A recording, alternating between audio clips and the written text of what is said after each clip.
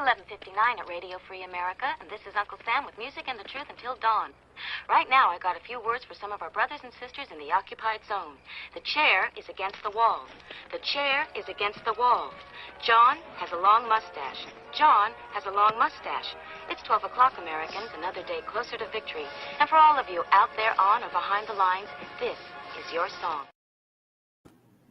And welcome everybody to our daily gun show. Come to you live every weeknight at midnight Eastern, and we talk about guns for an hour or sometimes a lot longer than that. And we go live every weeknight so that we can have the conversation all night long here about what our Second Amendment protects. On Mondays, our goal is to talk about the nuts and bolts behind the scenes. We bring on people to interview when we can. And we're having Gizzard join us again. We're just talking off air, and we have chatted with Gary a while back, but I think what we were actually chatting about, and I was like, hey, why don't you come on again and we'll just chat about what you've been doing. I know the couple of things recently you've helped me with, but I'm trying to remember now what, if you can remember what it was that we had in mind a couple weeks back when we started thinking about this, if there's something I'm forgetting. But otherwise, the Gizzard, thanks for joining us. Gary has a chat on Fridays, and I'll let him say hey and give a brief introduction and we'll get into it. But anyway, sorry I interrupted you there. I interrupted you there right off the bat, but thanks for joining us. Thanks for having me. I'm Gizzard Gary. I think most of you out there know me, but if you're new to me, I've been around YouTube for about 5.5 years doing 2A and gun-related content, reviews, and live streams. I do a live stream every Friday night called Foul Territory at 9 p.m. Central, and been doing some knife reviews, gun reviews, some range footage and stuff like that. So a little bit of everything for everybody. So thanks again for we chatted months ago, a little while ago, and kind of just talked about your motivations, what you're doing, talked about, I usually ask people why you do what you do and then how. And that's sort of what I figured we'd expand on tonight. You've been doing a bunch of interesting things. So again, if I'm forgetting something specific, we can definitely include that. But Gizzard has the Friday night show. I think that's unappreciated contribution to the community by the folks that will devote time to hosting shows like that bring people together, especially over any amount of time. When times are good, it's nice to have a place to know where people are at and gather, like a tavern or like a marketplace or like a town square, like a bulletin board. Having a place that creates some tradition that gives us some dependability is taken for granted, I think, but I think most people would agree that it's very much appreciated. So over time, at least in my experience, I can't see everything that's out there, but I certainly know what I'm involved in, what I'm interested in. And there's been just a few, really. I could count them on two hands for sure, maybe even on one hand. But Mr. Knives and Pink are out there. Once in a while you see them in the chats. They're two of the big pioneers on the social platforms creating community, like bringing people together over a long time without a lot of like rules, or I don't want to say rules, but like barriers to entry, if that's the right word. You don't put a lot of qualifiers. As long as you're polite and civil, then you're welcome to chat. We're talking about guns, but other topics, adjacent topics get brought up all the time. We're all fun human people, so we talk about food and everything else. But anyway, I think that it's often unappreciated when people are doing these things. So I like to shine some light and say thanks, and then give people a chance who might show up live to ask questions for you as the host of a show like that. But there's that aspect of it. And then you're also now retired. So you've got your project, which you've been doing for a while as a hobby. And I'm curious to find out from you what you'd like to share about, because kind of ghosting you here, I'm giving you a bunch of topics, like shotgunning some topics at you. But you've got the projects that you've been doing as a hobby or as a side thing, and now you've got more time to spend on. And I'm curious, what that evolution or transition will be like. And then your travel. There's a lot of people that do stuff, and traveling around is one of those things that I think a lot of people would like to do, and it's something that isn't necessarily easy to juggle, but um, it's one of those things it can be accomplished, and you've been doing that now for a while. So I thought maybe, especially since we got NRA coming up this week, we chat a little bit about that. So I know I'm throwing a bunch of topics at you there, but that's just to give people who are participating in the other side of this, on the other side of the internet, that are listening live. We do these things. Like Gary does these things as live conversations, nothing scripted here. So be part of this show. I'm going to give the mic back over to Gizzard without putting you on the spot. You're not here to give us a speech or nothing. It's not a Gizzard talk or a TED talk. But, I don't know, grab into any of those, bite into any of those. But, again, the host of the show, the transition from your project from, I don't want to say from hobby to whatever, but, the transition to your hobby now that you're have more time to spend on it, and then traveling. Well, I think the extra free time since I've retired has allowed me to concentrate on more of the gun and gear review side of things. I've started to do a lot more stuff related to knives. I did a lot of shorts, and also doing some reviews of knives and gun stuff. And just recently, I've gotten a new pistol to review, so I've been working on that. But being able to travel, like I traveled to SHOT Show in January and traveling to Indianapolis for NRAM this week, it all kind of comes together in that respect, because when you're at these bigger shows, you can network with companies who can provide you with things to review or you can work with. So it's an opportunity to go, well, quite frankly, to spend some time behind the camera, recording some video for later use, networking with different companies for the possibilities of maybe, obtaining things for review, or working with them, well, quite frankly, on promotions and stuff like that, because it's all kind of part of the ball game. Put we put companies' products on video and on still pictures, and we put them on social media, and the consumers, that being everybody who watches a show like this or follows channels like this on Instagram, Facebook, Twitter, get a chance to consume that content and kind of view the world through our eyes. So you get to see products, you get to see things that perhaps you haven't seen face to face, and we can give you our take on it and stuff like that. That's kind of the purpose of me doing these things, is kind of like I'm kind of the eyes and the ears of the people who watch my channel. So in a nutshell, that's what I've been doing. Now, I'm still maintaining the Friday night show, and I'll probably continue to do that because I love doing that, for one thing. I think it's kind of part of the essence of what Gizzard Gary is we do live content once a week. Used to be twice, but at least once. Because I enjoy the interaction with people. I enjoy that aspect of it, but I also enjoy the challenge of producing static content out there that people are enjoying getting views on, and maybe help them to make intelligent decisions as to the kind of things they want to pursue.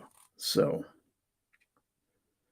in a nutshell, that's how things have changed for me since I retired. I have more time to just, you know, pick the perfect day, set up the studio just like I want to do A, B, or C, or go wherever I need to do A, B, or C.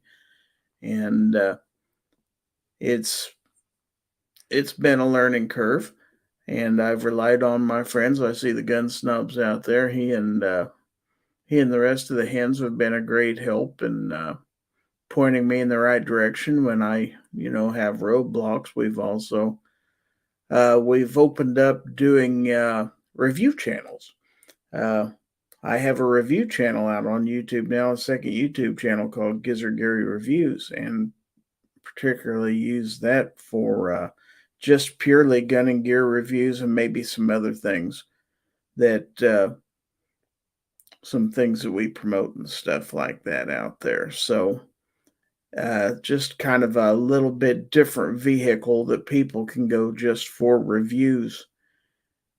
So, and that's working out real well so far. It hasn't been a huge success, but probably bigger than I anticipated, to tell you the truth. So, trying to do some new things. Maybe, worked a little bit more on my Amazon store and stuff like that.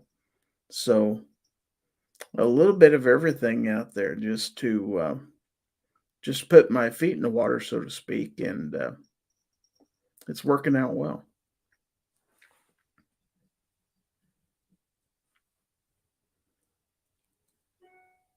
Sorry to leave you hanging there. I was typing, and I can only type and click it separately, and I had to finish typing there. So I'm throwing a couple of questions in because I didn't want to just like interrupt you as you're talking. But I've got some questions along the way, and I saw a couple of the other people made some points, so I've starred, or I can star those. So we're using StreamYard to have this conversation, and that's how I'm able to bring up the comment from the live chats out there up on the screen right now.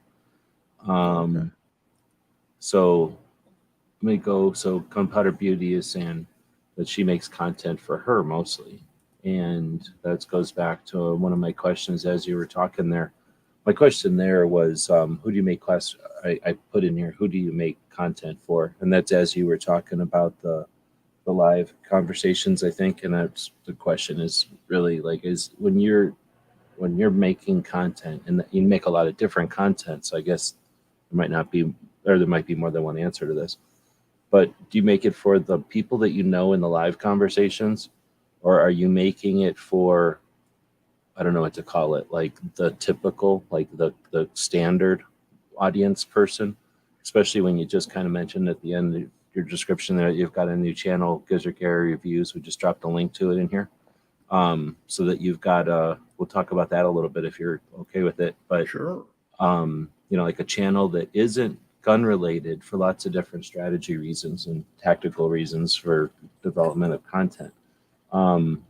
So are you, when you're creating stuff, obviously that a little bit, there's a tactic there that you're not, I doubt it was because you wanted to reach that audience, but because of the way that the environment is in 2023 on YouTube, at least, it's strategically smarter to have, if you want to win the game, to have more than one battle going on, right? Like, or whatever, Right. have more than one skirmish. So you've got that to do something else. So like I say, I don't think your motivation there, I'm kind of assuming your motivation there isn't because, man, I really needed to have more, camping or knife viewers.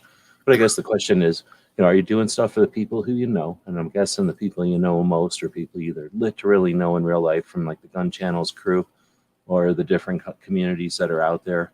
Gun Channels, I still call it the Gun Channels people because a lot of us know each other and we're still all kicking, but there's lots of other communities out there that you're a part of for sure.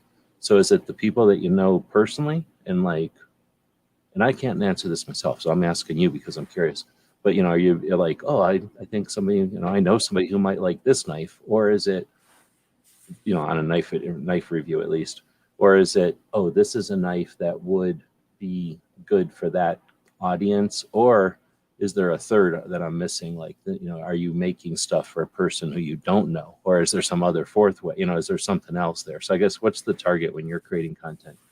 Who are you Well, making? I think I have to try to at least try to appeal to a broad cross section of the audience out there. And in order to do that, you have to have a decent working knowledge of how things work. If you're going to talk about knives, you have to know the proper terminology. You got to know what specifications might be important to somebody who's looking at a knife. What's the difference between say a frame lock and liner lock, or something like that. What's the advantages of one versus the other? So, and it all depends on who's using the equipment, what they're using it for. Pistols are a lot the same way. So, you don't want to dumb it down too much. You want to have enough technical stuff out there that somebody who knows a little bit about what they're doing can say, "Oh, okay, it checks off this, this, and this." But at the same time, you don't want to go so heavy on information that you make it boring. Um, and on the stuff on my review channel, unlike on the YouTube side where I would do a knife short and just put music to it and there'd be no narrative. If you view a similar video on my reviews channel, you're going to hear me talking about it. And it may be just a short, but I'm going to put a little bit of a narrative in there about the highlights of what I think is important about this knife or this gun lube or goodness knows what. You'll see a review on there, but I'm going to tell you, here's the highlights about it, what I like, stuff like that. So why I would be attracted to it.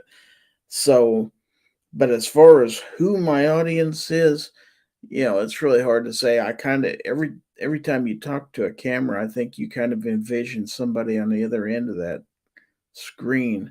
But I know who my live audience is pretty much on my live streams, but on my static content, it could be anybody. And I've had comments from everybody from bigger channels to people who don't have any subscribers at all. And I envision somebody being much like me 5 or 6 years ago, having very little knowledge about some of these things, and they're trying to learn. So I want to appeal to them too. So it's kind of how you present things, and I'm probably not the most perfect video person, but I try to present things. If I'm filming something, I want to get it a decent light so you can see it. I want to have it clear enough to where you get a good look at it and stuff like that. And not spend too much time with my face on the screen, because if I'm reviewing gear, you might hear me talking about it, but you don't necessarily need to see my face for a long period of time. Uh, I think you want to see the product. You might want to see it in use. That's a big thing to some people. If they see a flashlight review, and the gun snob pointed this out to me. Take it outside and shine it somewhere where you can see what the beam looks like at a distance. And that's a very valid point. For some people, that's what they want to know, you know. So is it a white beam? Is it a more of a yellow beam? Is it focused? Is it a broad beam? What's the throw on it? So a lot of people want to know these things. So you got to keep in mind, sometimes they want to see it in action. So if you can, and I need to do some more of that, I'm trying to figure out a good place to do it. But that's something I'm going to do, is some more stuff of gear in use things, because that can be important to some people. They make decisions based on that. So I try to keep stuff like that in mind when I'm doing videos. As far as the entertainment side, especially the stuff I put on the Gizzard Gary channel, uh, that's more of a, here's a knife I saw at NRAM. This is going to be coming out soon. So here's kind of a sneak preview of this empty squat, whatever knife or this empty squat gun that's coming out in a couple months, just kind of a sneak peek type thing. And there, it's not necessarily so heavy on the specs, is a good look, make it look nice, put some nice timely music to it so they'll enjoy watching it and stuff like that. Or if you're doing, I do stuff like that all the way to on the review side, doing 2 or 3 minute reviews on stuff. So it's kind of it all depends on what I'm making and who I'm making it for. But I don't have any one particular genre of person in mind. Right on. Appreciate that. And like I said, I don't really know when I'm asking these if they're even the kind of questions people are going to get anything out of. I'm just kind of curious myself, because I am, like I said, I don't know if I could answer that one. And I was wondering, if you might have been answered it some way that I hadn't thought about. But that's kind of how I kind of expected. That's probably about what I think a lot of us are doing. Yeah. But at the same time, yeah, like I don't know, like I know that when I'll like look around, let's say, it's hard to think of an example, but if we're in a live conversation and I don't know, like you mentioned a liner lock or something like or a frame lock. If let's say we were in a conversation 6 times, so for some reason I remembered the fact that nobody knows the difference between a liner lock and a frame lock, and I was at some place and I went, oh, look at how giant that frame lock is, or like that's a pronounced thing I can show the difference here. That's something where I might be narrowcasting, or instead of broadcasting, like narrowcasting that to people I know. And I don't know, I think that's usually, at least in my experience, that's a good thing, because that's where you find things when you're addressing some unique and question. You find those things that are off the norm or off the beaten path sometimes, that the typical recipe isn't going to say, oh, like take a minute and really go into that. You're just going to go through the different locks. You're not going to think about how, I mean, I don't know, But it might not be a bad idea someday for new people. What are the different kind of lockups on a knife? What is the difference? Sometimes you might throw that video out there too. It's not a bad idea for the Gizzard Gary channel. But I'm still learning a lot of things. Knife steel, for example, a lot of those numbers that people throw out, that's D2 or you know, different kinds of steel. What are the advantages? Some are harder, some are softer, some retain an edge longer, some are easier to sharpen, et cetera, et cetera. And there's always something new coming out. So that's something that I'm not a real expert on, but I'm trying to learn as I go on that. I do know what budget steels are versus the more high end, but I also know that most people do just fine with an upper end budget steel. So it all depends on how much money you want to spend.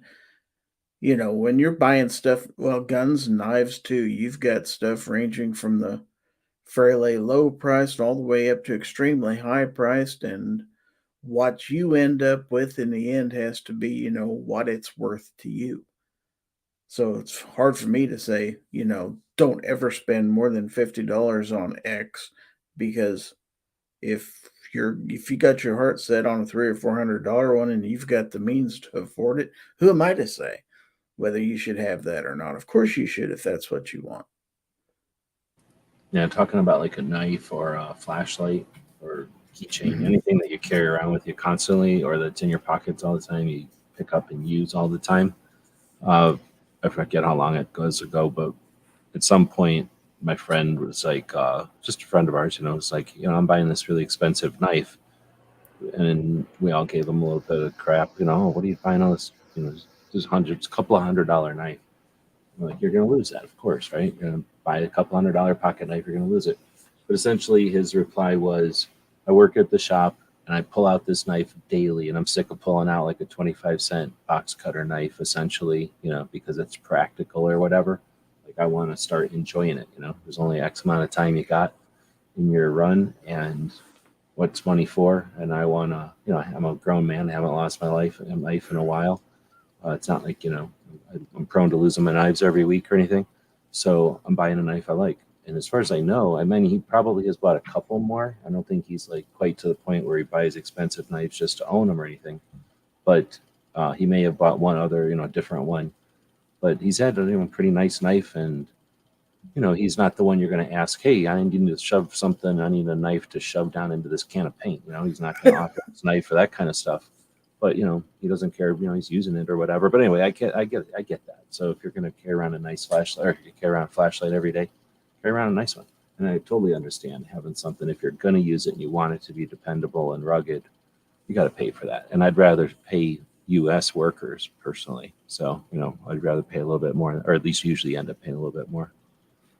Yeah, that's a consideration for a lot of people. It's funny you mentioned that though, because if you'd have watched my videos, and I'm sure somebody could dig up an old video of me from Foul Territory a couple of years ago saying I've never owned a knife that cost more than $25 in my life. And for the longest time, that was true. So I've been on that side of the equation too. I totally get that. I was afraid to lose knives and couldn't see why you'd want to spend that much. So yeah, I understand that. I put it out there if anybody wants to ask any Gizzard any questions. So we do have a couple here. I won't monopolize them. The first one came in from Snob before. It says he heard Gizzard is selling everything and buying a Sprinter van to see the country. I'd definitely be down for that if that's for real. So Yeah. is that for real? And when are we buying this van? Can't wait for that adventure to start. That is an inside joke among the hens. They've been saying that ever since I retired, that I should just sell everything, buy a Sprinter van, and see the country. So they're still trying to talk me into that. I don't know about selling everything, but you buy a van that's comfortable for your budget or whatever. And I could see it either way. I ended up with a van that was, I want to say, you can't remember anymore. I put on a loan for it, but I think it was $4,000. And I think that's where it was a kick in the nuts, because then I ended up buying the transmission, so it was $7,000. So let's just say I should have bought a $10,000 van. So a used van, $10,000. If I would have bought a $10,000 van, or what I ended up putting about $10,000 into, it's not good wood. At least lasted me for a while. That's not exactly what you'd need or anything, but just going on the idea that you could go with something used that you wouldn't have to sell everything for, right? You could just own this thing and use it, or maybe capitalize on the time you have and the abilities you've got. You may not be able to hear it, but my co-host is over here snoring. I was telling Gizzard I gave them both bones today, and they spent most of the day chewing on them at first, and then worrying about which one had the other ones, and then getting all upset when the other one had two at the time, and so they're both pretty tired right now. So anyway, the if you were to capitalize on the time you've got and get, let's say, a bunch of sponsors and stuff, and like turn it into something that was able to be an adventure or something that wasn't a big deal, and now you are buying a new one or somebody's hooking you up with a new one. So I guess what I'm saying is, if cost wasn't the issue, or you decided to do something that was in your budget, is that something that you even have interest in? You do travel. One of the things I was even asking you about tonight is traveling and being a channel that does go do things. Is that something that you would have interest in, or is it more than you're looking to? I could see something like that happening in the future, to be honest. You've seen Hunter HD Gold? Maybe that's the gold model or the gold standard to set, like, because he's got a pretty nice. I don't know if that's an actual, what it's now say, I don't know necessarily if it's a Sprinter van, but it's a nice modern van where you could stand up in it. Yeah, I didn't even know when they brought that Sprinter van. That's a term I had never heard before. But yeah, that's what it is. Basically, it's got a top on it. See, it's a little taller. I think I like the new Amazon trucks. It's kind of mixed between a bread truck and a van. It's like the new square, boxy delivery vehicles, but they're super nice for making a little van out, or what do you call it, like a little RV out of. You can stand in them. You can okay, so let me ask you this. If you were going to do something like that, would you set it up, wrap it? It's the Gizzard Gary Mobile. You're going places. Maybe it's a mobile studio. Maybe you sleep in it, but you're going hotel to hotel. Are you doing it that way? Or are you doing it like the way I would go, stealth camp? The thing looks like a van. Is that a delivery van? Is that guy here to check the internet connection? But you're sleeping in it. You're saving money. You're arriving at events and you've got your studio, but if you need to, you've also got your bathroom in there and your little mini apartment. Which way would you take it? Yeah, I would probably go the latter. I'd probably go towards the stealth aspect of it. I say I'm not one to plaster my name all over everything, and here I am driving a Jeep with a personalized plate that says Gizzard on the back of it, so I'm kind of a hypocrite. But that's not so much to shout out as myself. It's kind of just a fun thing I did when I retired, because it's just something I always wanted to do. But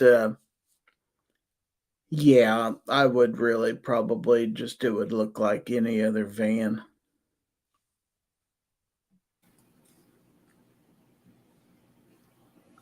I know. Um,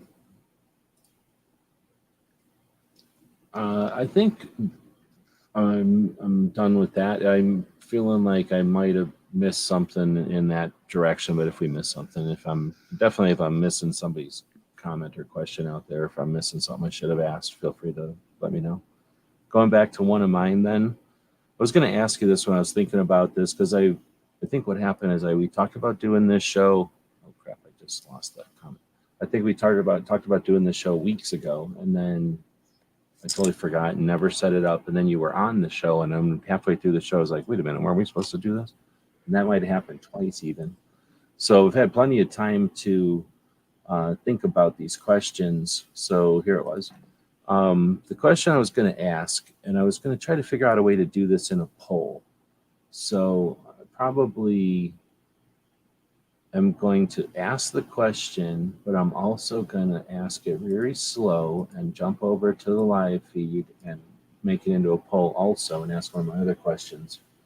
But I'm essentially asking you and the audience now, what is Gizzard's mix? Like if he had a 3-band equalizer here with his live show, his gear reviews, and the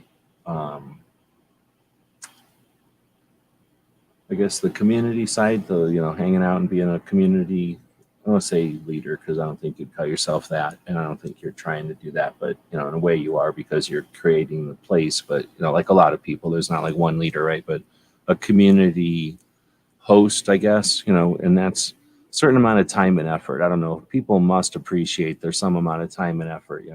He's the one who's there every Friday. We may or not be, but except for when the rare instance, I don't even remember last time you missed a show. But aside from like when you're traveling or something, you're there. So there's a lot of concession made on the part of the host for that kind of thing. So if that's one of the bands on the equalizer, the next one is the gear reviews. And I guess the third one is the travel. And if I'm missing something here because I'm trying to talk and think at the same time, what would you describe as like, I can put up to 4 things in here. What would you say is your 3 bands on the equalizer? Or if I'm missing it and there's 4, what would the 4th one be? Don't answer the question yet, but just, I'm going to put it out there as a poll to see what people think. And then I'll ask you what you think you're. Okay. Okay. So what are the 3 things? The live community stuff. Yeah, that was one of them. And then you said The gear reviews. Gear reviews. Yeah. And then travel, I believe. Yeah, because I think there's, I call it travel, but I should be calling it like an event reviewer, right? Someone who shows up and brings the event, not like I'm going to go there and capitalize and exploit the event, but like I'm going to go there and turn my cameras on, go to the event, and then can immediately knowing I'm going to have this live conversation, and then when you're there, obviously people are there and they know that they're going to be talking to you on your show, so you're leading up to it. So anyway, I'm going to say the whole like event coverage. And again, that takes a whole bunch of time because it does. It costs money and you don't necessarily get a return unless you've got somebody sponsoring your trip or your hotel or something. And when you're at a show, you're spending quite a bit of time just walking back and forth on the floor from this booth to that booth, asking questions, making contacts, perhaps filming content and stuff like that. And then you're going back to your motel or Airbnb or whatever at night, and you're editing content, and you're putting in several hours a day actually doing work for your channel while you're there. It's not like you're just sitting beside a pool, soaking up the rays. Well, no, and you're not at an event hanging out with people. It does alter your event, your coverage of the event, and your experience at the event. And those are decisions, and you're not making them blindly anymore. I mean, we started doing that stuff back in 8, so making those kind of situations occur. So those have been in the realm. So, you know, you knew it to some extent, you know what your options are going in. You can make some decisions. And anyway, so I think I think the way, thank you to everybody for being patient with me here, but I'm going to call it, what do you look to Gizzard for? And then we got live community, gear reviews, and event coverage. And then I'm going to put the fourth one as something else, leave a comment. And then that way I think it works for a general whatever. And when I came over here, I noticed that Baron gifted 5 memberships. So I don't know if Gizzard, I'm going to ask you another question here in a minute, but I'm assuming Gizzard isn't simulcasting or whatever it's called. No, I am not. Casting. But I'm wondering that just as soon as I saw that Baron put 5 gift memberships out there, thanks for that. Anybody who is not, what do you call, like a partner channel with YouTube, somebody that isn't getting paid by YouTube, you're eligible.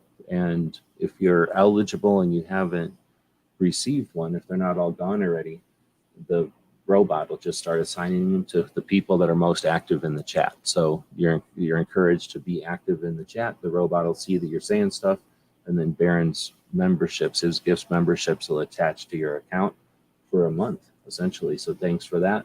That's helping our channel out, and it's giving people access. And we give special perks to our channel members. So thanks for that. Kind of went off on a tangent there with the question, but I'm going to let that cook so that you can think about it and we can let people have a chance to answer it. And then I'm going to take a quick question, since I just thought of it as we were talking there. StreamYard.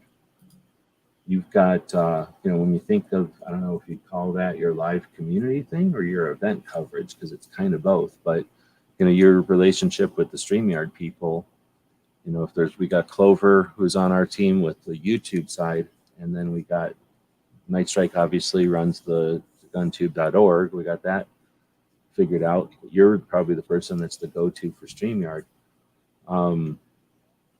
Just chime in on that if you would, but then what do you think of this latest new feature with the multiple streaming? I mean, you obviously chose not to do it. Is that you just didn't feel like it, or is there a reason? Or in this particular case, I didn't think about doing it until just before, and I went ahead and decided to just do a community. I did a community post letting people know that I was going to be on your show, so they'd come over here to watch. I don't necessarily, in this particular case, I guess I don't know why I thought about doing it at the last minute. I decided no, there was this late at night. There weren't too many of my people out there, and any of my viewers are probably your viewers too at this time of night. So I went ahead and did the community post. So any of my subscribers, also did a Facebook post and let people know I'd be on this show too. So they would come over and give you some views. I mean, there's reasons to do it either way, but I really, really like the feature, but it gets weird quick, and I think unnecessarily. Like, if it's just a regular chat, but on the other hand, I get it. Like people that are like the reloading group, there's the Georgia, oh man, what is it? Is it Georgia Shooting Connection? That's one of them, and Georgia Trapping and Fishing.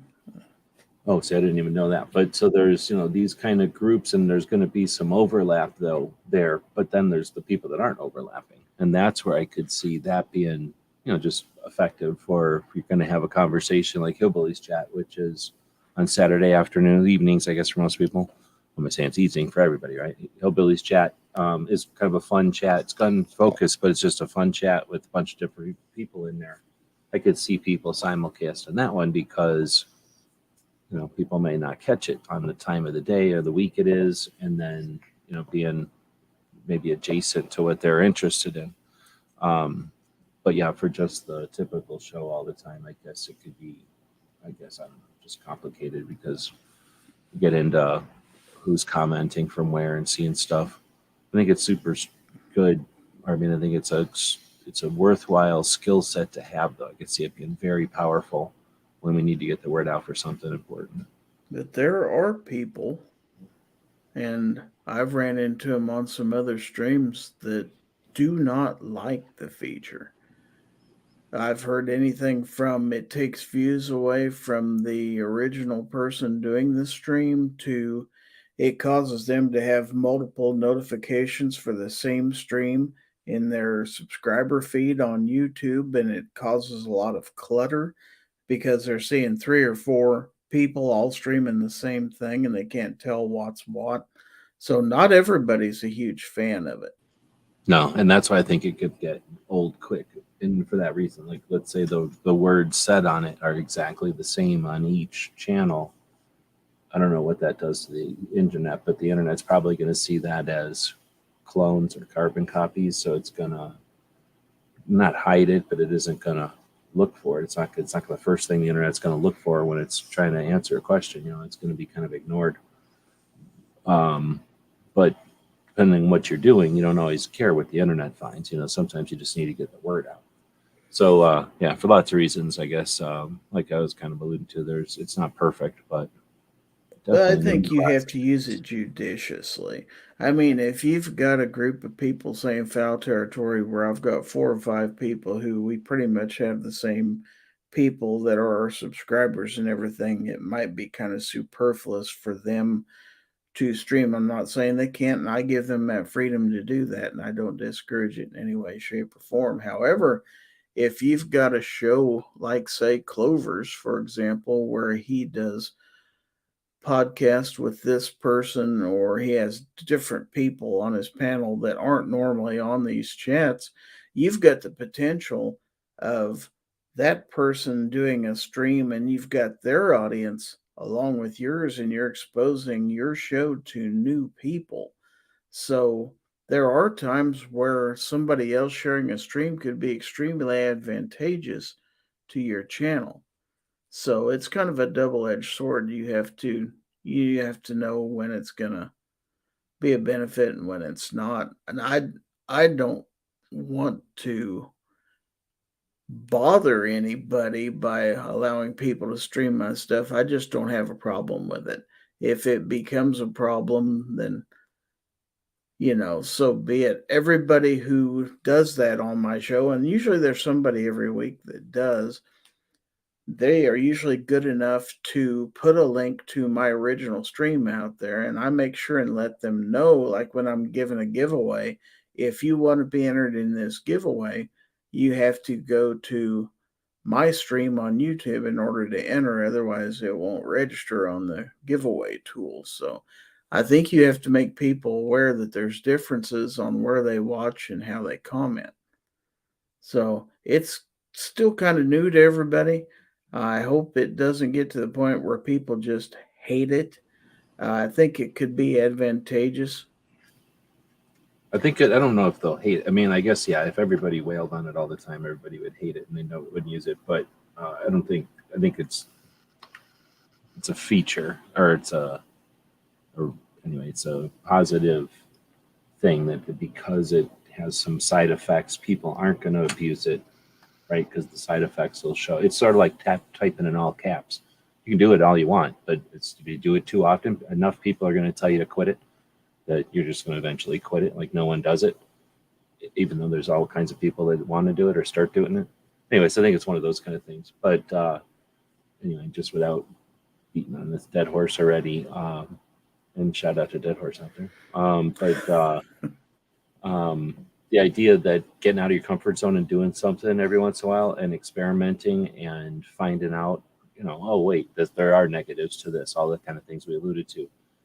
That's good for us. It's good for us as content creators, the people that are hosts of these shows, the people that are active in the communities, the people that watch it, the people that are, part of it in all the different ways.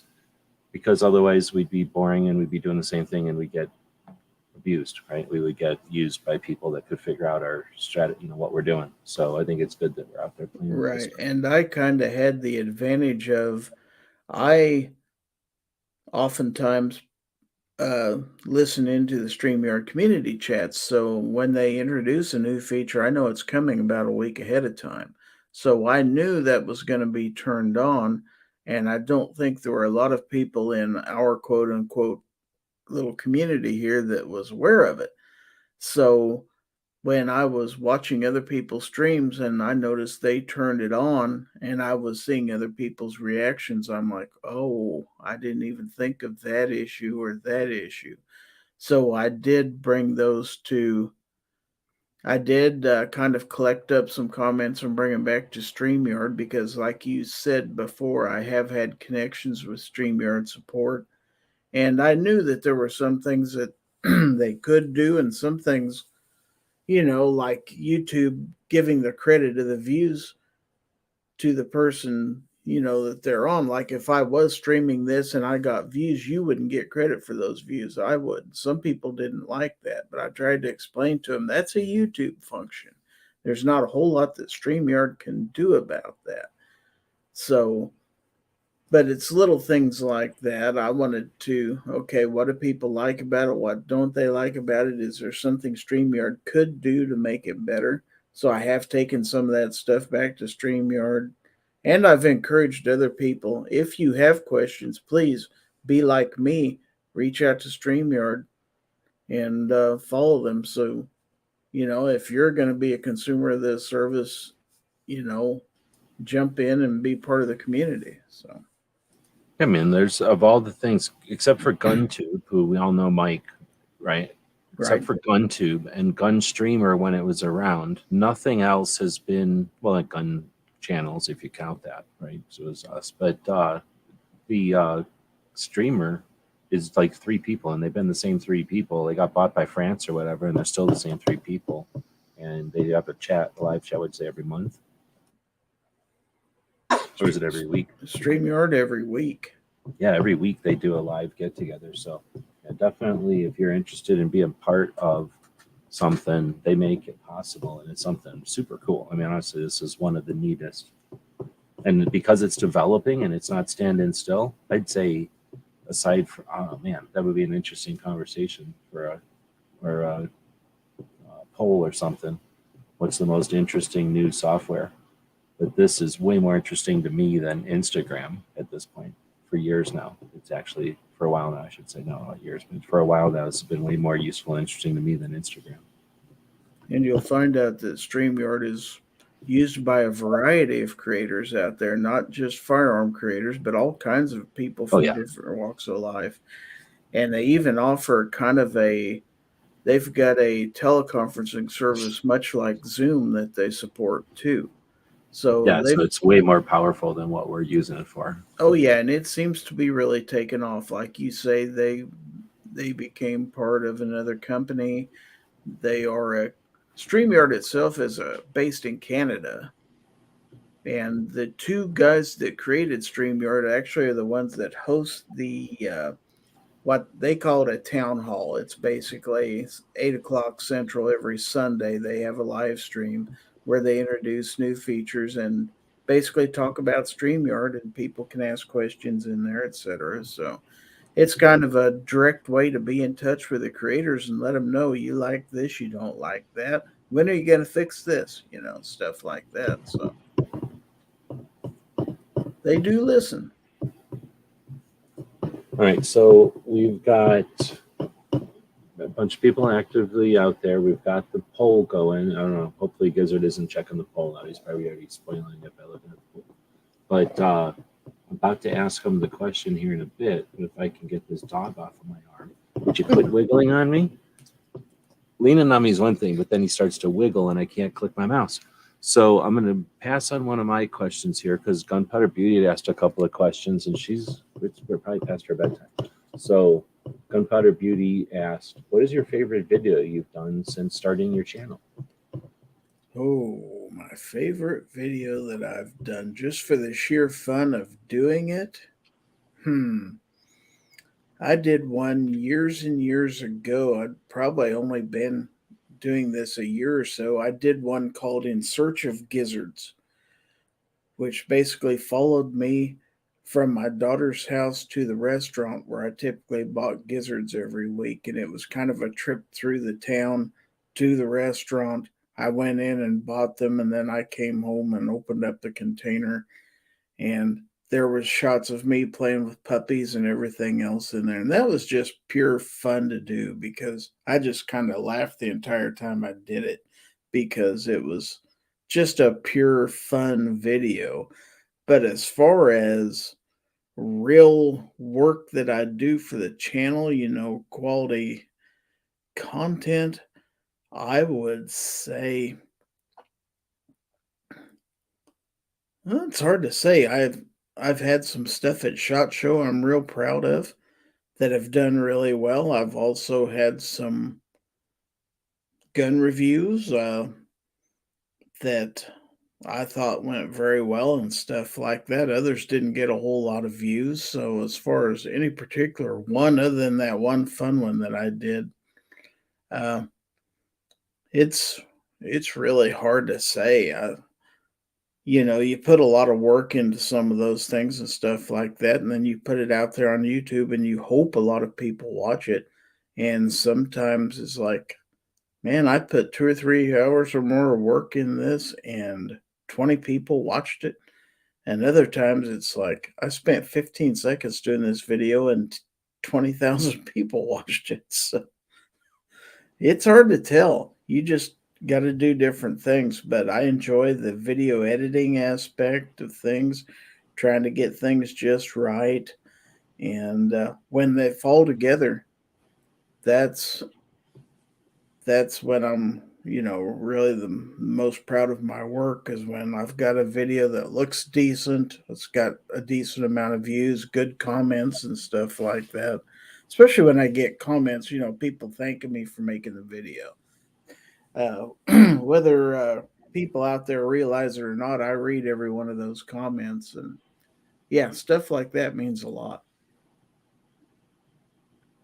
How many subs are you at now? 25 something, 2,534.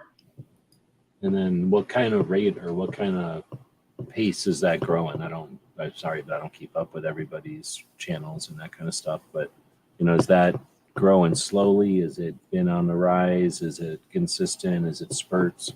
Do you pay attention? Some people don't pay. Like It's in spurts. I would say probably in the neighborhood of 5 subs a day. So, oh, okay. So around 100, 150 a month, I would say it'd be fair.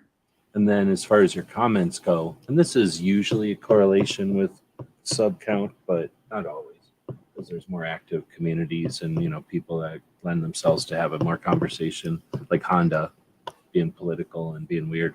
It's going to get people that want to argue with them. And if you're just saying something, some people are like, okay, unless they're like, thank you. And then, there's just not much to add. So as far as comments, then, are they trickle, flow, overwhelming? I'm guessing they're not overwhelming flood yet. No, they're not overwhelming. It depends on what I put out there. You've always got people who will hate on this particular brand of gun or this particular brand of knife, or they'll make comments about this is made in China. A little bit of everything. You don't know how to shoot, But for every one of those, there's also somebody that tells me, good job and stuff like that. So you have the trolls out there. If you have a YouTube channel and you've put out many things at all, you're going to find the trolls out there. And they want to just get you upset or make comments. You kind of got to learn to take that stuff. A lot of times I just give it a thumbs up and leave it out there.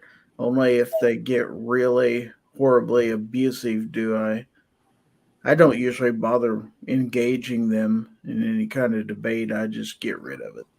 It's not my place to sit and have a debate with you. I'm laughing because my dog went over and he's pouting, so he went and sat on this piece of fabric, a little piece of towel that's folded up on the floor. So is it a trickle or is it a flow?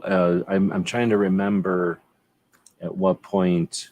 I remember when I first started the channel. So there was a time when the channel grew, and I was watching the comments, and at one point it was like, oh wow, this is neat. There's comments, and then it was like, wow, this is great. There's comments every time I sit down. There's going to be somebody having said something somewhere, because it's part of it is how many people are subscribed to your channel.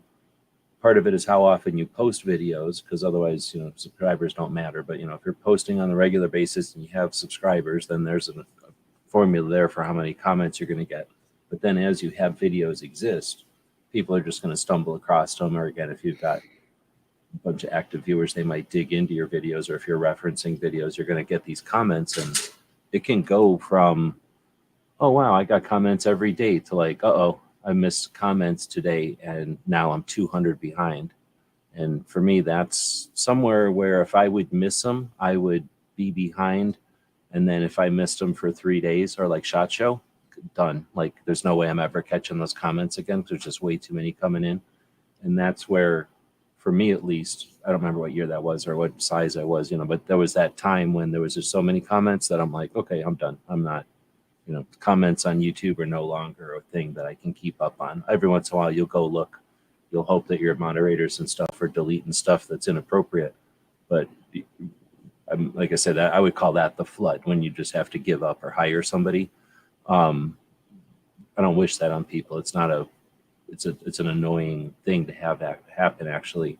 But or is where are you at now? Is it like manageable? I mean, I'm trying to say like trickle, or is it to where it's enough to where you'd have to put some time into it if you missed a few days? Oh, well, it would depend. Now, when I'm putting out a lot of content, like when I'm at SHOT Show and stuff, if I have a long format video like my interview with Taurus, I would have several comments come through all at once, 30, 40 a day. Whereas now with the occasional short, the occasional review video, it might be 10 or less. So it kind of varies. So, and you might get sometimes when they get to be, like you say, a whole lot in one day or two, or if I'm at an industry show, it might be 3 or 4 days before I get to respond to them all. But I do eventually try to at least give them a thumbs up, if not respond. If they ask a question and I can answer it, I'll do it. I've had people ask me, well, where can I get this? Or when's it coming out? Or they'll ask me questions that I didn't cover. And I'll try to get an answer for them and respond if it's something I can find out. I mean, I don't have a problem doing that. Now, as I get bigger, will that be more of an issue? Probably. I don't know how big I'll get, or whether they're, I'm not going to say I'd never want more than 5,000 subs or never want more than 10,000. I just would hate to get to the point where I would be unreachable out in the comments or something like that. I enjoy being able to kind of have a pulse on what the audience thinks about this or that. But I'm sure everybody who started out small felt like that, and then it got to a point where it just couldn't be their main focus anymore. And I understand that too. Most of them at least try to address the comments out there, and I would definitely do that. Well, I mean, most of the people that we hang out with, yes, but in general, no, I don't agree with that, because there's I don't want to call them like cookie cutter. I'll call them cookie cutter sites. Like, there's recipes you can follow, and now with guns, there's definitely recipes. I don't know if you've encountered these. I don't know what to call them. I'm just call them cookie counter sites or cookie cutter sites. But they'll literally go grab people's videos. They'll chop them up and put them into a slideshow, essentially, a bunch of different videos that transition into each other. They'll create a narration. I'm sure they're all computer built. And then it's like a computer voice narrating it. And it'll just say just nothing. It'll say like the 45 ACP is a caliber that has a diameter of 45. And that's why they call it the 45 ACP. Coming up next on our list is the 38 Special, which has a diameter of 38. And that's why they call it the 38 Special. And next on our list, it's like these nothing videos like this. And they'll just take other people's videos and have them in there. And then at the bottom of the description, after all the links and stuff, it'll say, oh, we're using just random pictures. It's fair use. And if you don't want us to use it, just contact us and we'll remove your video, or, we'll remove your piece. So I I don't think those channels are watching comments. I think those channels are just people that are figuring out that it can happen, and YouTube is large enough that you can just put stuff down, and maybe it's some mechanism to create a large channel for some other reason. But anyway, so I'm just saying, and I think there's a lot of those channels. So I think that some channels pay attention to comments. It's just that, and the reason I'm bringing this up is I'm about to ask you a question, but I'm kind of using this to make the point or whatever, that not all channels are going to be like interactive with their audiences. Some people are just, their audiences as part of the equation. Like, if we do this and it's popular, we'll get views, and therefore we move on. And in those scenarios, those kind of recipes, you're typically not going to comment, because if you have a political view, it's going to alienate some viewers. So the most you're going to do is go, thank you, or watch our other video. But it's going to be like very robotic answers. And I think a lot of times these are people in other countries that are just using the vast amount of people that watch videos against us. But I guess what I'm asking then, but the reason I'm explaining all that, what I'll ask the question to you is, if someone was starting a channel, and they don't have to be new to YouTube or nothing, somebody just decides to start a channel, or they've got a channel and they're about to start another project, right? So start a channel, either you're new to YouTube or not. Mm-hmm. Would you advise them to do it the way we do it, where you have live shows and you pay attention to what's going on and you get feedback intimately, let's say, like all the time, constant feedback, or some other scenario where you just do less of that and maybe monitor the comments, but don't necessarily, you've got a plan and you're going to stick, you're going to figure out that plan, and you're going to, what's the word, like, follow through on that plan. I don't know that everybody enjoys hosting a live stream. I know a lot of people that don't enjoy live streams, definitely don't enjoy being on panels, or don't enjoy the prospect of having to manage chats, because they would rather spend their time producing static video content. And there's nothing wrong with that. It all depends on how, what you're wanting to do with your channel. If you feel like that would be a valuable thing to you, then I do encourage it. But on the other hand, if that just is, if you don't feel like that's a good use of your time, or if you don't think you're cut out to do it, maybe it's not for you. I think you have to have a desire to reach out to an audience. It comes across when you're doing live streams. I've seen people, I watched one tonight, a live stream where the guy basically just wanted to get through it and was angry with his audience for asking certain questions and stuff like that. Maybe that person shouldn't be having a live stream. I'm not real sure what the purpose of it is, if that's the case. If you don't enjoy engaging with your audience and stuff like that, then maybe that's not for you. It's certainly not something that everybody has to do, I don't think. That was going to be my question. I was waiting to interrupt you, but yeah, so as I say, like, it's something that it can't, and I think it's like, man, I don't know. It's like having it's something that can be an advantage, but it's not a guaranteed advantage. And you can just as easily get frustrated and make it a waste of time. You probably hurt your channel literally by doing there's physically ways you can hurt your channel by having a long video that nobody pays attention to right in the middle of all your short videos, and it's just going to mess with your metrics. It does mess with your metrics. That's true. But yeah, it's not necessary, and it's not necessarily a sure thing, but I don't know. It's sort of, I don't know. I'm trying to think of the best way to describe it. It's kind of like learning stick. It's like, it's not necessary anymore, but if you've got it, then, you just have that extra skill set. It's not like you're, just because you know how to drive stick, you're going to get cheaper rates on rental cars. It just means that if you ever get into a situation where they're like, hey, the only rental car we've got left is a stick, you can be like, yeah, I can drive it, right? Comfortably. You don't have to worry about it. I mean, it's occasionally you can get something ahead, but I think honestly it's a whole other conversation probably. We're kind of going off on some of these tangents. Appreciate everybody's patience with this, but the live strategy of live it was a big question, because now that I'm thinking about it, I think it could be a whole show, whether or not it's worth doing live on a new channel. Well, let me ask this. You've got the Gizzard Gary Reviews channel. We talked about it before. I'll drop the link to it again. Channel that's going to be for reviews specifically. So again, I'm saying so that you don't have to fight the opinion or the attitude or the logarithms or whatever. You don't have to fight the current at YouTube, which doesn't like guns.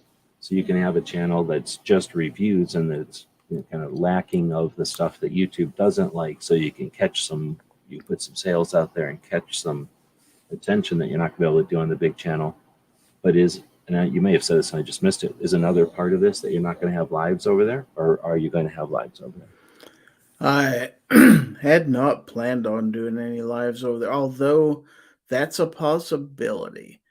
I just haven't looked into it yet, to tell you the truth, but I'd have to figure out how I would want to structure that and make it do what I want to do on that channel. Obviously, it wouldn't be the kind of laid back, let's get together and gab for an hour and a half, 2 hours like Foul Territory is. It would have to be something completely different.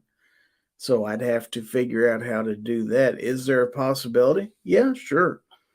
There are ways to promote products on a live stream that might be valuable if you could get the people out there. And I've got about 75 subs on that channel right now. So it's not a huge number, but it's growing fairly decently for no longer than it's been out there, which is a couple weeks. That's a lot faster than I built this channel, I'll tell you that much right now. It took me a long time to get over 100 subs back in the day. So a lot of that is name recognition, but a lot of that is people who have watched my reviews. I know because I can tell just from the comments and the metrics out there that when I get a short that gets 1,000 views, I'll pick up 5, 6, 7 subs off that on a daily basis. As long as I get those views, I get subs. So it's coming from the people consuming that stuff. If they like the way that I present things, then they'll continue to subscribe. So if it gets to the point where doing something live makes sense, then I certainly would. I don't have it in the plans for now, but I'm not saying it'll never happen. How about that? That's about as committal as I can be on that, to be honest. I hear you. I appreciate it, because I'm throwing these questions at you in the middle of the night, and Sure. So we didn't script it or nothing. But I was just kind of curious, because that's something where if you really wanted to be strict or whatever, then you wouldn't want to touch lives over there, at least for the recipe of trying to get the channel to whatever. But at the same time, what you've got over there now, do you know how many videos it says 50 videos up there. So if you've got 50 videos and they are, I don't know, 2 minutes or a minute each, then that's an hour's worth of time. You put those in a playlist, you turn on StreamYard to that channel. Do channels automatically get live, or is that something they have to wait till they get a certain number of views or something? I don't remember how it works with YouTube. But assuming you get your threshold to do live, then you just, from what I understand, you go live, you screen share, look at your own channel, go to your playlist, click play, and auto next or whatever that's called, like play the next video right away. And then you just let your computer watch your channel play its own playlist. And now your live stream is just your playlist of your shorts. And it might be boring as heck, but at the same time, it's something that people can jump in and jump out. They can just kind of be watching it. It's all going to have different music behind it, I imagine. So they might turn the volume down and just kind of watch as like a screensaver almost. But what that does is ends up helping you become like an engine for watch time, so you can get your channel monetized faster. Now on the reviews side, I don't have music behind any of that stuff yet, because you got to realize those videos appear different places. Not only do they appear on YouTube, at times they're going to appear on places like Amazon.com, but maybe even beside a product, for example. and they have strict guidelines as to what you can and can't do. So there's not a whole lot of channel promotion on my videos. You're not going to see any logos in the corner or anything like that. The thumbnails aren't particularly, I don't put a lot of work into the thumbnails. It's basically going to be a quick as possible content because that's what it's designed to be. So, here's the product, here's what I think about it, here's a good look at it, here's what it does. Is there's not a whole lot of fluff there. Like if I was making it for this channel, I would put in some intro music perhaps, and I might show some still pictures of it and talk about it a lot longer than I would on that side. So it's going to be more of a condensed thing. Most videos are going to be a couple minutes or less. Probably most right now are under a minute, to tell you the truth. Some are vertical, some are portrait, some are landscape, depending on what I'm doing with that particular thing. Some are produced. Some have got a lot of production in them. Some of them are just a real quick 15 or 20-second video. I did a real quick trim on it and slapped it out there. So you've got a little bit of everything depending on what the product is and how detailed my review is of it. So it's going to be a little different than what you see on this side. But I'm trying to get as many different things out there as I can, so there'll be a lot of different products, a lot of different, and there's a little bit of everything out there. Everything, I mean, obviously on the reviews side, you can't really do guns over there, so it's going to be a lot more gear, lights, for example, holsters, gun lube, for example, gun cleaning kits, tools. Oh, yeah, you got like the pet scratcher and the battery. Is that a battery power a backup? power bank that I use on my road trips. Yeah, photography gear. Uh, certain things I have for holding a phone and stuff like that. So stuff that one might use on a channel like this. So got a lot of stuff that I haven't covered on this channel I can cover over there. So a little bit of even a beard oil review and stuff like that. So there's a little bit of everything. If it's something I have and I have an opinion on it, I'll probably review it. And it'll be an awful lot like Travis P11 with his review in the countertop videos, except not quite as good as him. But I'm trying to, as I think of things to do, I'm trying to get reviews on them and get them out there. So I have a lot of good content out there for people. I have a lot of stuff around here, flashlights, a lot of photography gear over 5 years or so of traveling to this show and that show. And a lot of stuff for working on guns and stuff like that. So, I know a lot of people. A lot of people shop for things online and stuff like that, and kind of give you some ideas. And so it's a lot different channel, but it's fun to do. It's kind of it's like taking one hat off and putting another hat on when you go over and do that stuff. So. All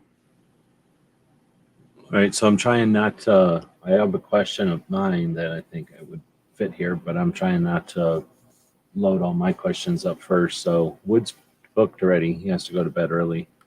He's old, but it's kind of a palate cleansing question here, different question. Okay. Woods asked earlier, you may have already covered it, but when did you buy your first gun? Handgun wise, it was 2015. It was May of 2015 to be exact. So I was 55 years old when I bought my first handgun. Oh, really? Okay. Yeah. You didn't have guns when you were a kid? My dad and I both hunted. Dad hunted so birds. This is when you bought your first one. I got you. First handgun. Let's put it this way. Other than I had a 12 gauge shotgun that was given to me when I was 13 or 14 that my dad bought for me. Okay. Then I bought myself a 410 when I was in my mid 20s. And then I went for 30 years and didn't buy any guns at all until I bought a handgun. So. Okay. It's not that I didn't have guns, but I didn't have any handguns until I was 55. And I'm guessing that either means, well, it means that you didn't have anybody in your family that was a shooter, some kind of competition shooter, did anything. I don't know, like there's people that go shoot mountain sheep with handguns or something, like nobody doing anything like that that was interesting enough that got you into it. And then nobody at work or anything that was doing anything either. So Yeah, I can Dad just, didn't have handguns around the house, so consequently, I never knew what you would use a handgun for. Self-protection wasn't really anything a whole lot of people worried about in small town Americana back in the 60s, 70s. It's a little bit different world back then than we have now. So, yeah, I just didn't grow up in that culture. Not that other people didn't. I knew people who had handguns and stuff like that. I had shot a couple or three, but I'd never owned one of my own. okay. So then was that because it was a pain in the ass or because it cost too much? Or again, like just nobody that you knew, there was no like, oh, I'm going, these guys, well, my friends are going shooting anyway, so I'm going to get a gun too. The reason I didn't own a handgun, is that what you're asking? Yeah, because it sounds like you did know people you went shooting, so is it just that you didn't feel like spending the money or just didn't cross your Yeah, mind?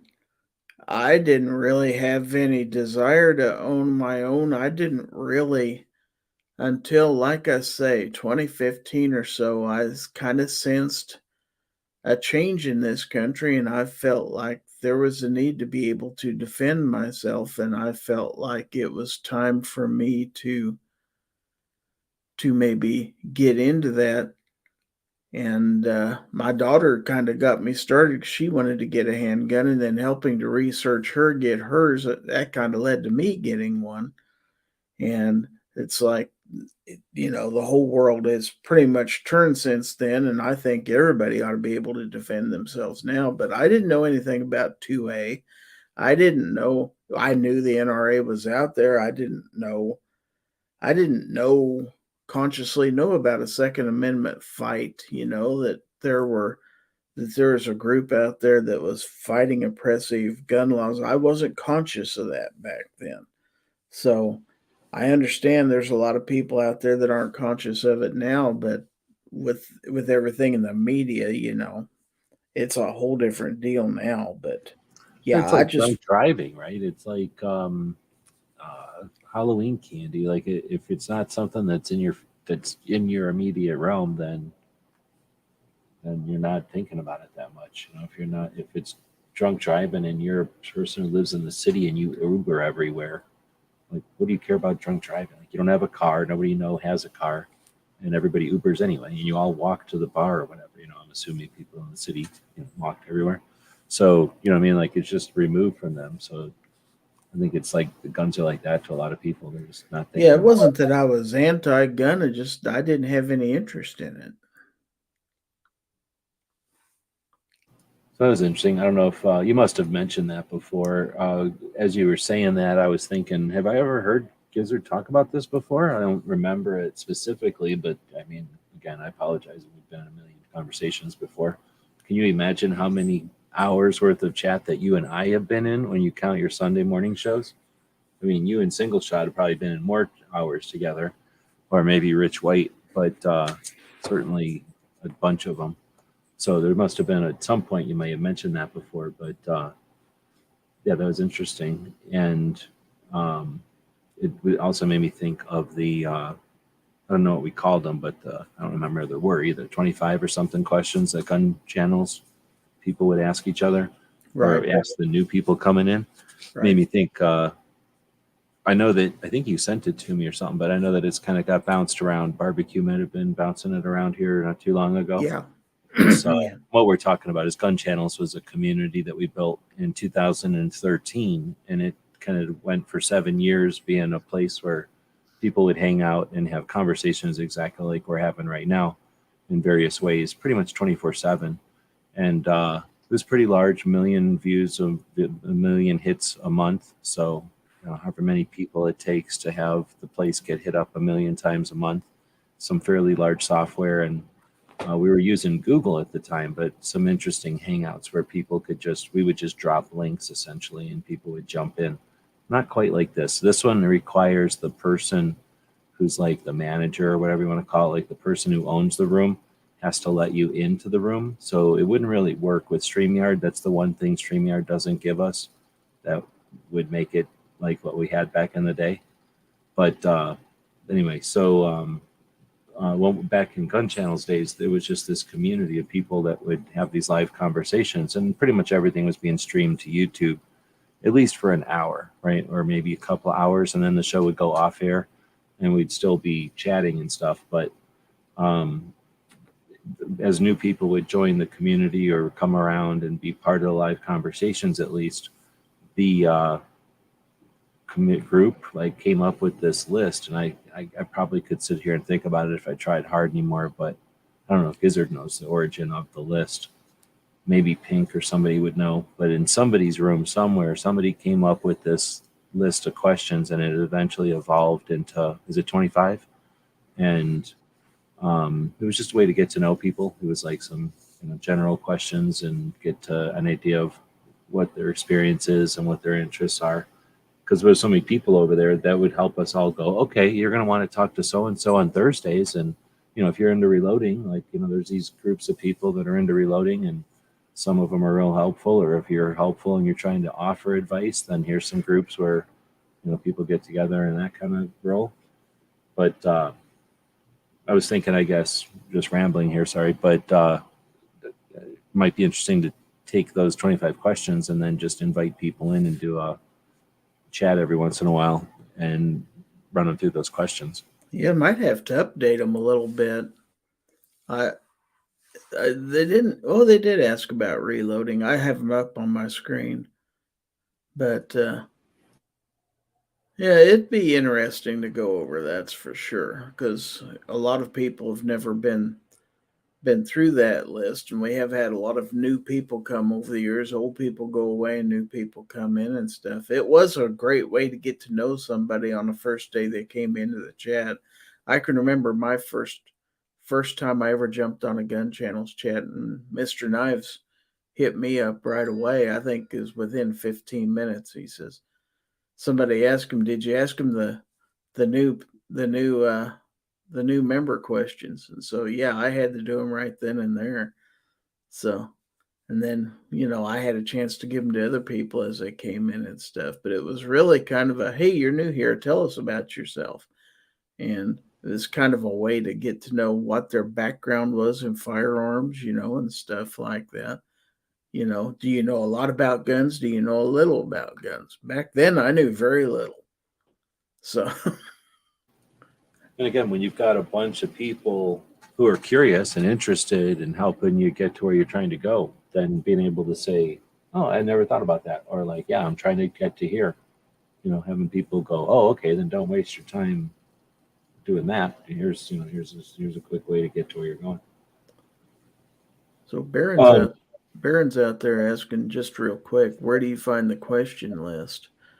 I don't know if that's posted anywhere for. You said you have them in front of you there? I have them right in front of me. If somebody was to email me, I'd be more than happy to send it to them. You want to screen share them if you can? I can do that. I can do that. Give me just a moment here. It's not that they're secret. It's just that I think it was like literally like a text document or something. And we were just sending the text document to each other. Okay. Share screen. DJ saying he remembers doing the questionnaire on the Daily Gun Show. Okay, so we're bringing them up on the screen here. See if we can put us underneath. Oh, no, that's going to put us under there. So I can get rid of this, though. So new panelists, hangout questions. You see, I've had that a while. That was dated August of 2017. So I don't know if I should read them all. It's your show. We're an hour and a half in. So they're on the screen. There's 25 of them. I'm not going to read them all. It's essentially a bunch of questions that I think we didn't just take every question and put them on there, but we figured out that if you ask these questions, it gave people a way to kind of thrash out what they were interested in. I guess what I was going to say too is that I think it was useful. Most people were like, hey, thanks. That was kind of cool. Like, I never thought about this. You know, I was into guns, but now I know that I didn't know I could be into reloading, or like I didn't think about that. I could do that also, or something like that. It'd be interesting to ask people who've been around here to re-answer the questions again and see if you'd answer them the same way. Because, Oh, that's interesting. I never thought about that. I mean, back when I was originally asked, I only owned 2 guns. So that question, what firearms you own, that'd be a complete different thing now, you know. Of course, I'm not going to list them all for, on a live stream for the government and everybody to have an inventory. But definitely more than I had 6 years ago. So, but yeah, a lot of those questions, my answer would have changed as far as favorite firearms, hunting and stuff like that. Dream guns, have you assembled an AR, stuff like that. Do you open or conceal carry? Oh, yes, both. And these were people coming in, some off the street, some good friends of somebody who finally cut online. That happened a lot. You know, that was a neat part at gun channels where somebody would find gun channels and go, okay, cool. I found like cool people. Because a lot of times you go online, you find people that are weird, or they're just on the surface. Like they're just there for whatever, but they're not interacting. They're just an account. Like, like right now we got a whole bunch of people watching, and there's like 10 people, 5 people participating in the chat. So you just don't know about those others, and you get into communities and it's like that, where there's a bunch of people who are members, but are they doing anything, or are they doing just looking at everything? It's just weird. So once people would find gun channels and go, oh, okay, I found people that are actually participating. It's cool. Like, there's plenty of rooms. Like I could be here or I could be there. Like I don't have to go hang out with just this one group of people, because that's all there is. There's like lots of different places. And so I think that's what people would do, is they'd go, okay, I found someplace cool. Now I'm going to bring my friends in. And those friends may or may not have been, either gun people, or like a lot of them were internet people, and they weren't necessarily gun people, but they were comfortable being online. Or they were gun people and they were learning how to be online. So we got to be that mix of like different types of folks coming from different, walks of life, but also like experience levels with guns. Well, in my case, I was somebody who watched YouTube videos about guns, and then I joined a tourist firearms forum. So I was used to forum post, where you could post something out there and you'd get an answer later on in the day or maybe the next day. It wasn't a real-time conversation, but at least you could ask questions and get answers. But this was my first experience to actually, you're on a live stream live with somebody and they can fire questions at you right away. And that was completely new to me. And at the time, it's like, I don't know if I want to jump on this or not. What the heck? I'll click the button. So I clicked in there, and then there's people asking you questions. But you learn real quickly when you're in an environment to know people. And so it's a whole nother level of interaction with other people when you get to be on live streams and into a community like this. So I didn't even know such a thing existed and that you could do that until I joined gun channels. I thought people who were on live streams were just big time YouTubers. I didn't realize that there were places where, just an ordinary Joe like me could be on a live stream and talk to people. It's like, wow. I think of them like, at least my experience as a kid, going to the VFW hall, because we would go do Civil Air Patrol meetings at VFW. And so if we were early or stuck around late or whatever, there'd be like the guys downstairs drinking in the bar or whatever. And then we'd be doing our meeting upstairs. So every once in a while we go downstairs to do something or whatever. So I knew that, essentially they're just all sitting down there bullshitting all the time. And if, something happened in town, that's what they were talking about. Or if something happened in the news, that's what they were talking about. Somebody bought a new rifle, that's what they were talking about. So I think of it a lot like that. And the thing is, instead of having to drive to the bar, drive to the VFW, drive to the restaurant or whatever it is where you're hanging out, drive to the gun show or the gun range or something, we're all just logging on, and that just facilitated it. Well, if you're a new gun owner, like I was a new gun owner, it's like, okay, I didn't have a whole lot of friends who had guns that I could talk to about it. It's kind of like, okay, I'm into this, but I don't know a whole lot about it. I don't have people to talk to. Now all of a sudden, I have people that I can talk to that kind of share the same interest and stuff like that. And for me, it was a whole new way of learning about other people and their attitudes about guns and what they like and what they don't like. It's like going from a room where it's just you, yourself, and you and another buddy, and all of a sudden you've walked into a room and here's a party, and all these people like what you like and stuff like that. It's like, oh wow, I finally found the right room. All right. Well, with that being said, there's 19 people watching right now on different channels. So if you're watching on the other channel, the big channel, the Gun Website's YouTube channel, has the poll going right now. And if you want to get it on the poll, I'm gonna ask Gizzard. First off, did you look at the poll yet? I did. I didn't answer it though. Okay, so try not to look at it and get influenced by it, but I'm not going to read it yet for the people that might be listening to this as a podcast or just aren't looking at it. But I was going to ask you before, and I stopped and asked the poll to let everybody else kind of be interactive with this part of it. If you are thinking about your channel, are you doing it for the live community, for the gear reviews, or for the event coverage, or if there's something else? Because I didn't want to limit it to that. I'm really just limited by how many slots YouTube gives us in the poll. And I put the poll out there to hear what people would vote on, the one thing they would vote on, which isn't really applicable to what we're doing here. Because what I'm asking you is, if this was a graphic equalizer with 3 bands on it, where are you putting your attention? Where are you putting your passion, your interest?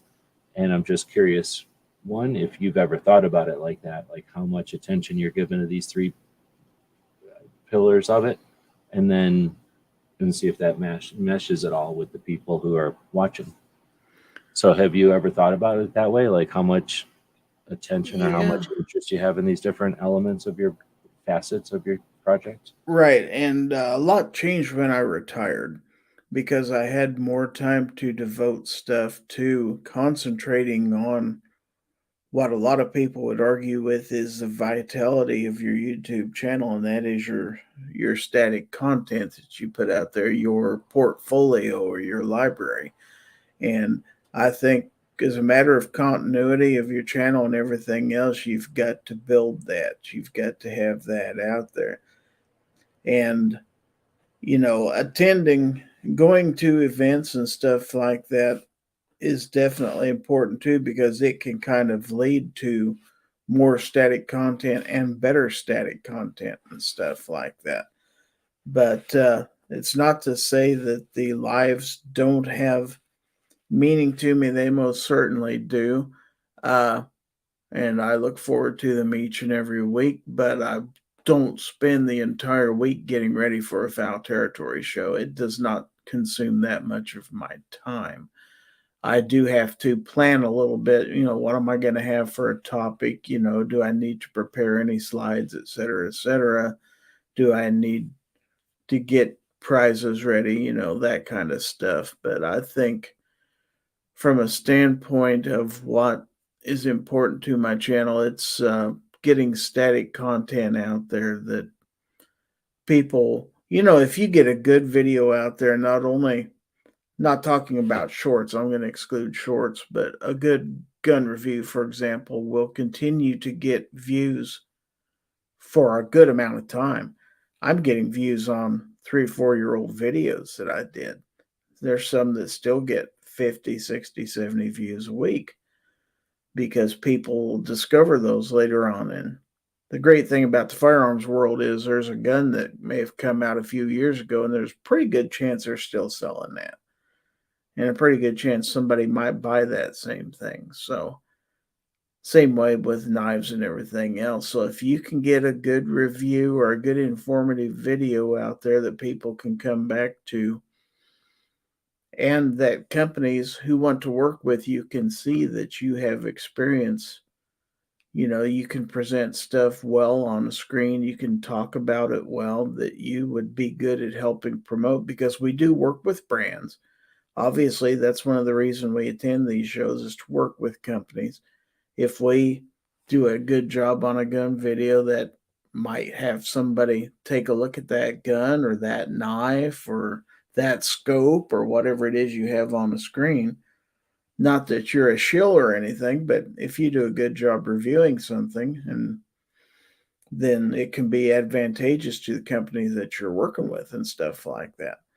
And so, from a vitality of your channel and everything else, I think you have to have good static content out there. So, I think that's probably my focus, if there had to be a focus.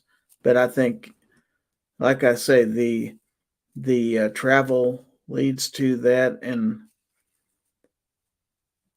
then the live stuff is kind of my outlet at the end of the week, that we can talk about that stuff and talk about more current topical information, uh, news that might be going on in the industry, perhaps, or something new that's coming out. What do you think of it? Or why do you carry a revolver? Anything from one thing to another, just to kind of get a pulse on what the audience likes out there. So, and that's valuable too, because if you can produce stuff that people like to see, then you'll get more views. That just stands to reason. For sure. And it's like having a, what's it called, like a sample.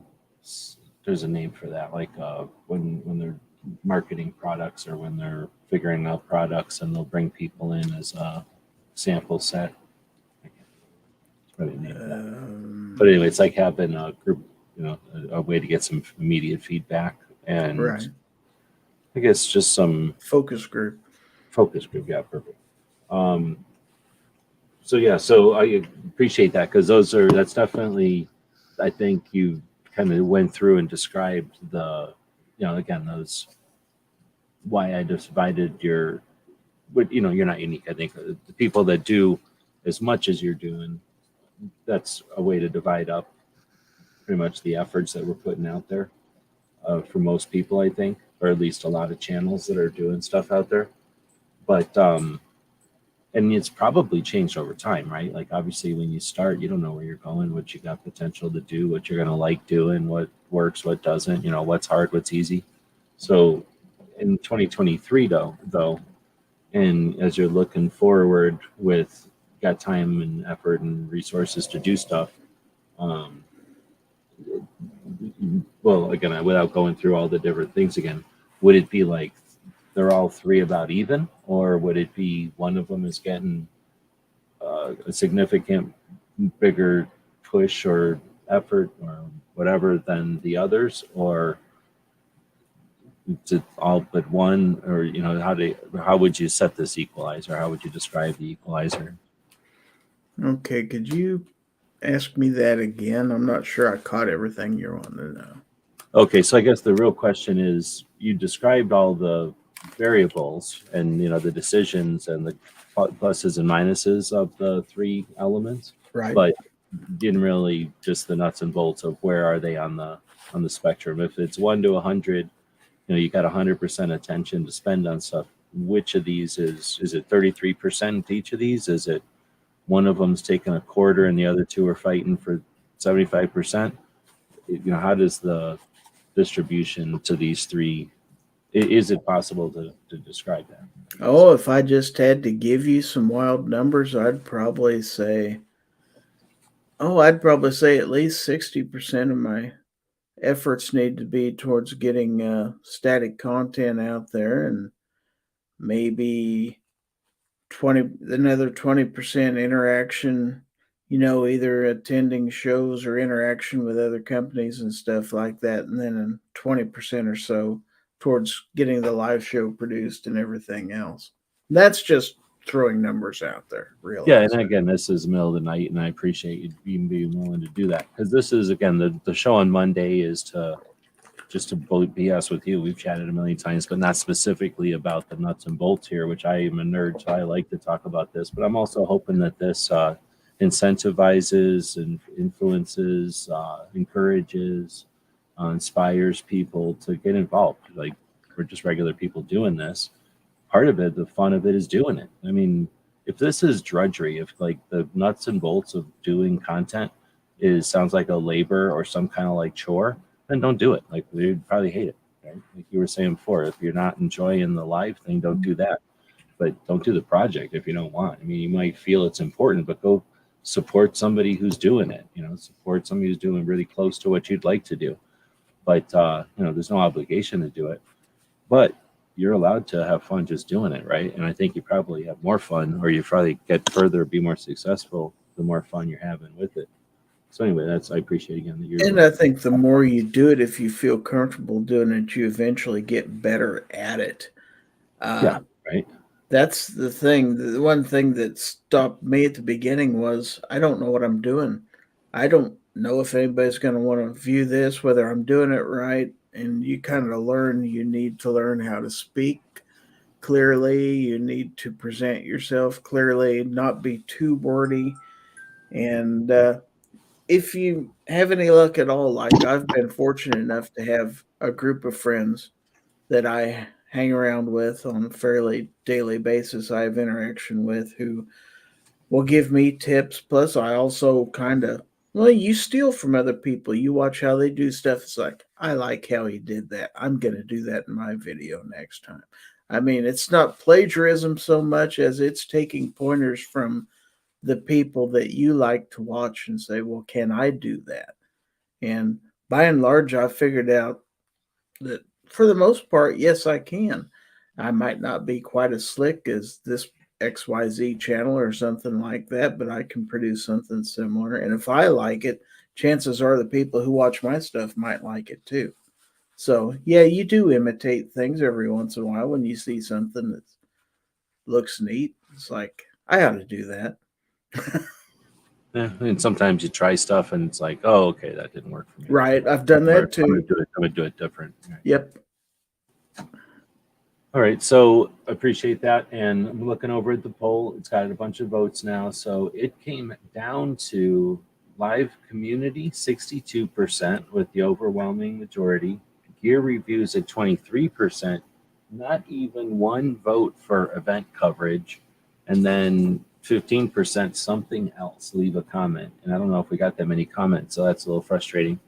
But 62%. Well, I guess that makes sense. We're in a live conversation in the middle of the night, so I'm not surprised by those at all. No. Yeah.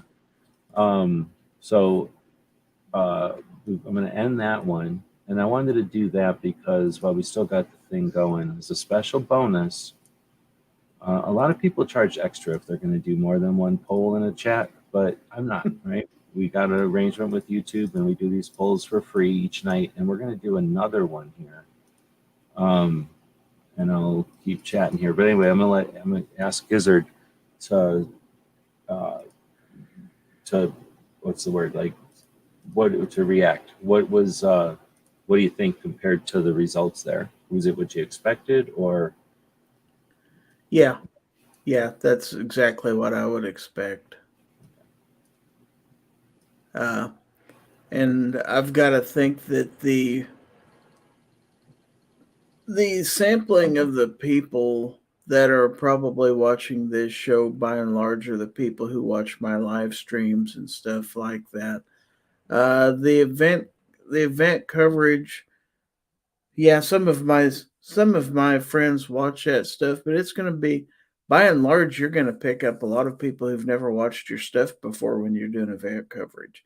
That's where you might snag new subscribers and new viewers, because you get a lot of people who have never watched your stuff before when you're doing stuff from like an industry show and stuff like that. So those probably aren't the people who are, by and large, are watching this live stream right now. So yeah, they would be misrepresented here. And I would expect most of the people in here do look to me for live community, and I appreciate that. And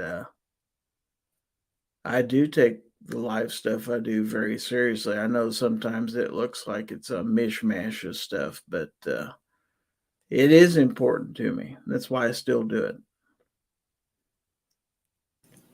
Worthwhile Fun is out there. Still awake. Says I need to do it.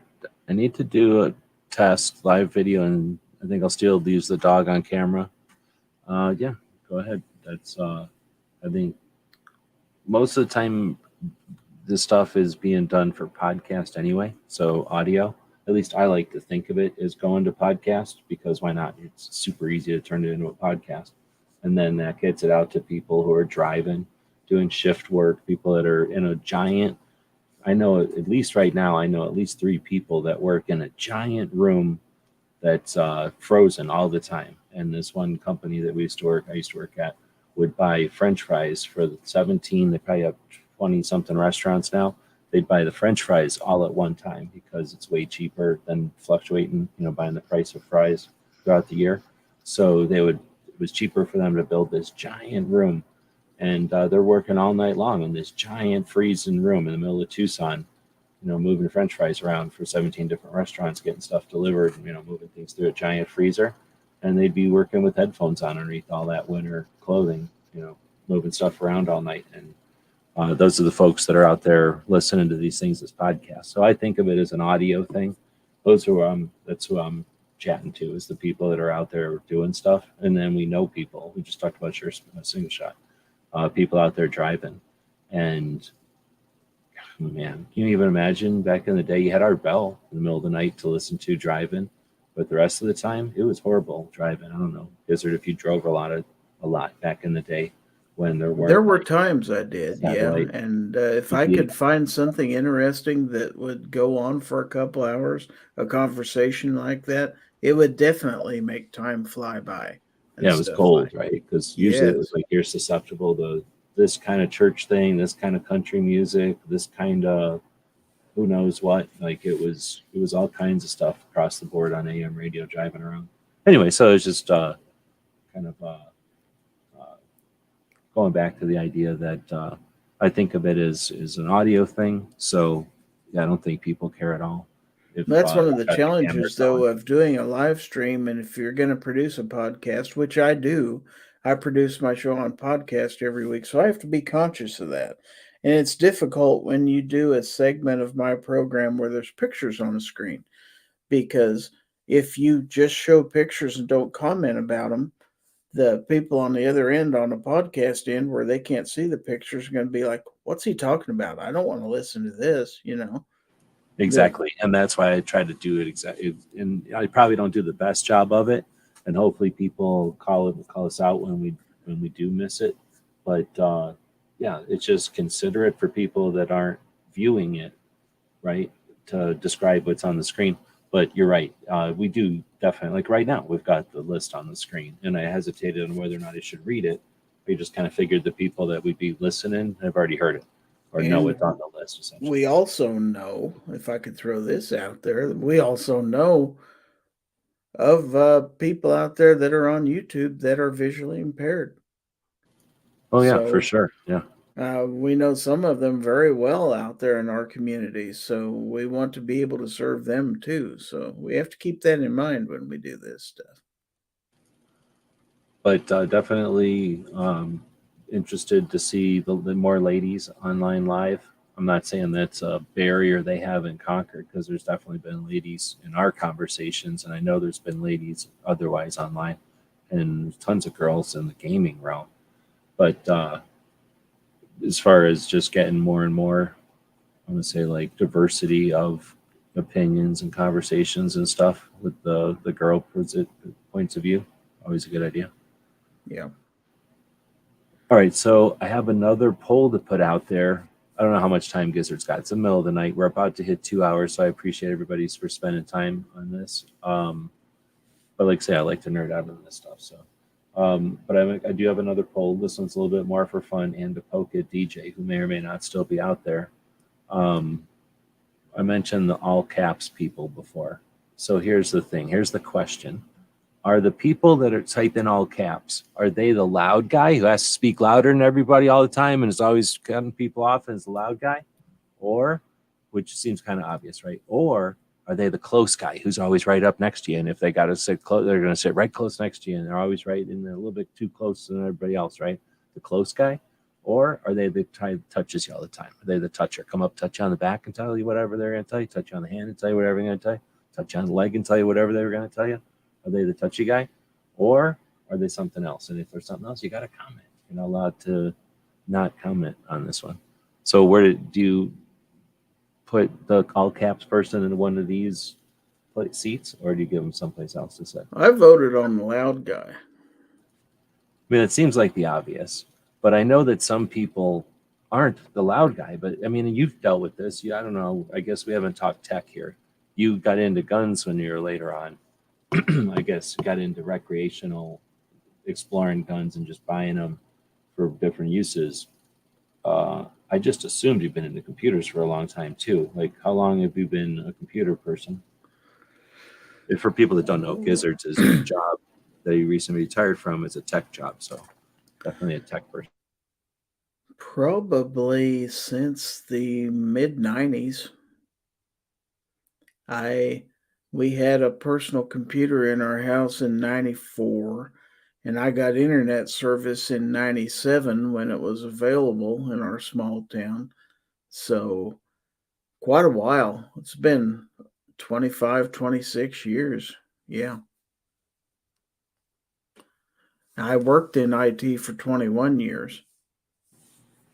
Right on. And then you've been online, like you just said, for a long time too. So the all caps thing is definitely, I think Roy hit it 100%. He said, I think all caps guys are just not tech savvy and they're not figuring it out. They're like new. And that's 100%, right? I think that's what it is that most every time you see somebody typing in all caps, they just think it's cool. I definitely know I thought it was cool. And it took everybody at AOL yelling at me until I had to quit it. But I had to be forced to quit it. So I get it. I understand it 100%. And I don't think I'm the loud guy or one of those other things. But I just thought it was cool. And I think there's something to it because you can't misunderstand an I and an L when it's all capital. But, maybe that's my dyslexia or whatever. But some people don't like messing with all the capitalization and stuff like that. And I've known people who, when they write down stuff on a piece of paper, they write it in all caps. It's just the way they write because it's easier for them. It's not that they don't know how to use all the different letters. It's just an easier way for them. And on the internet, unfortunately, people have been accustomed to, if somebody's typing in all caps, it's a matter of emphasis. And exactly. It annoys a lot of people. I'm sorry. No, exactly. That's what I was going to say. They just don't realize that it pisses everybody off. They do after a while. Once you're reading the internet for any length of time, I think people self-correct. And I know it because nobody really types in all caps ever, unless they're pissed, right? So people figure out it's essentially yelling on the internet. I just think it takes a minute for people to figure it out. But that's the thing. If someone's doing it now in 2023 and they're not brand new, then, that's really this is a fun question. We were just playing around, but then that's the real question, then are they doing it for some reason, or is it whatever? But I mean, I've had people do it in foul territory before, and usually I don't have to correct them because half a dozen people in the text chat have already jumped on. Don't type in all caps. Or they'll say, quit yelling at me. But most of the time, they don't realize that they've done anything wrong. It's like, oh, I'm sorry, I didn't know that. And then they'll stop most of the time. So, well, I think also I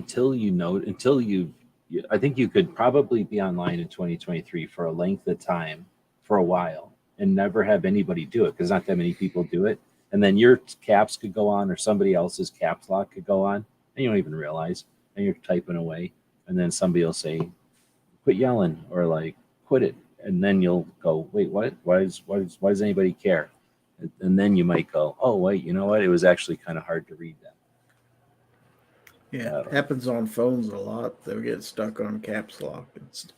I don't know. Oh, I guess I'm on the wrong screen. But it looks like Library Garrett, long time no see. Thank you very much for the super chat. Very much. Thank you very much for that.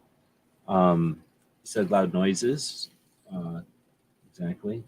And again, one of the people who I know is typically driving, listening to the show, either live or as a recording. And then Worthwhile Fun had said passive aggressive, and I guess that's really what I was kind of poking fun at with the my three things over there. Is just those people that are intentionally or not. I don't know if people are always intentionally, but that's the way to describe it. Passive aggressive, whether that tendency or that characteristic or whatever it is. Oh, there are some like that, yeah. Well, actually, you know what? No, we do know. They don't do it, I guess, but I know at least 2 or 3 people that hang around in the group that nobody would bug them about it. They type in all caps. You know what I mean? They just dig it. I think they do dig it.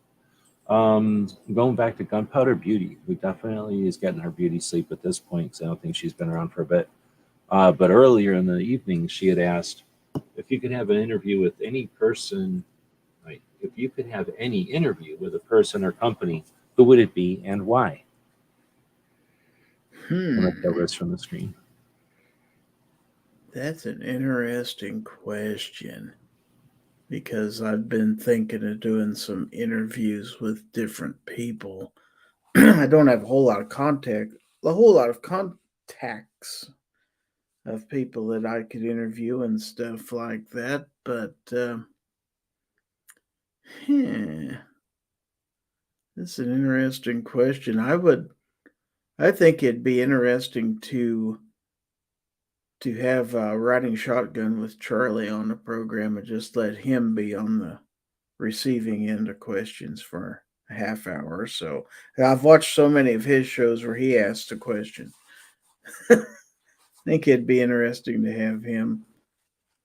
Another person who I'm gonna corner someday and get an interview with would be definitely Rebecca Schmoy, who I'm going to see here in a couple days. So I might talk to her in Indiana. Right? Yes. Because she'd be very interesting because her life has taken so many turns in the last year or so, and she's kicking butt up there in the Kansas State legislature. I just kind of like to get her ear for half hour, an hour or so one of these days when she's not real busy.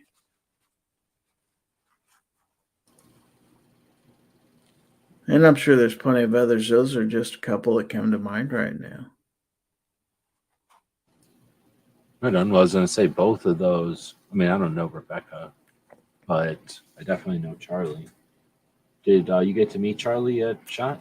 Yes, I did. He actually found me.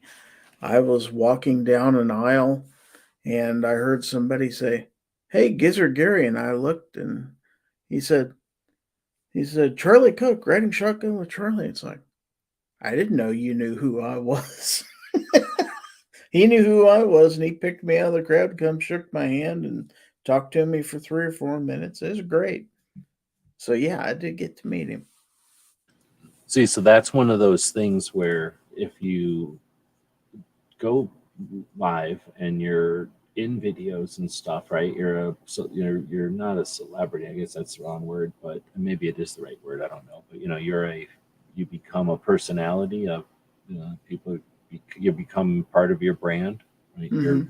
You yourself become part of your brand. Then that's a thing, and that's gonna you're always going to have the you don't know you're what's the word, like you don't know if someone knows you or not, and they may or may not, and that's just something that running a channel and stuff is it's a consequence of running a channel, right? So it's cool once in a while, but then you don't know when it's not cool, I guess is the question. Like you don't know when when it's working against you, and you don't know when it's working for you unless the person comes up and says like, "Oh, I know who you are, jerk," and then walks away, or like, "Oh, I know who you are," and puts their hand out. Glad to meet you.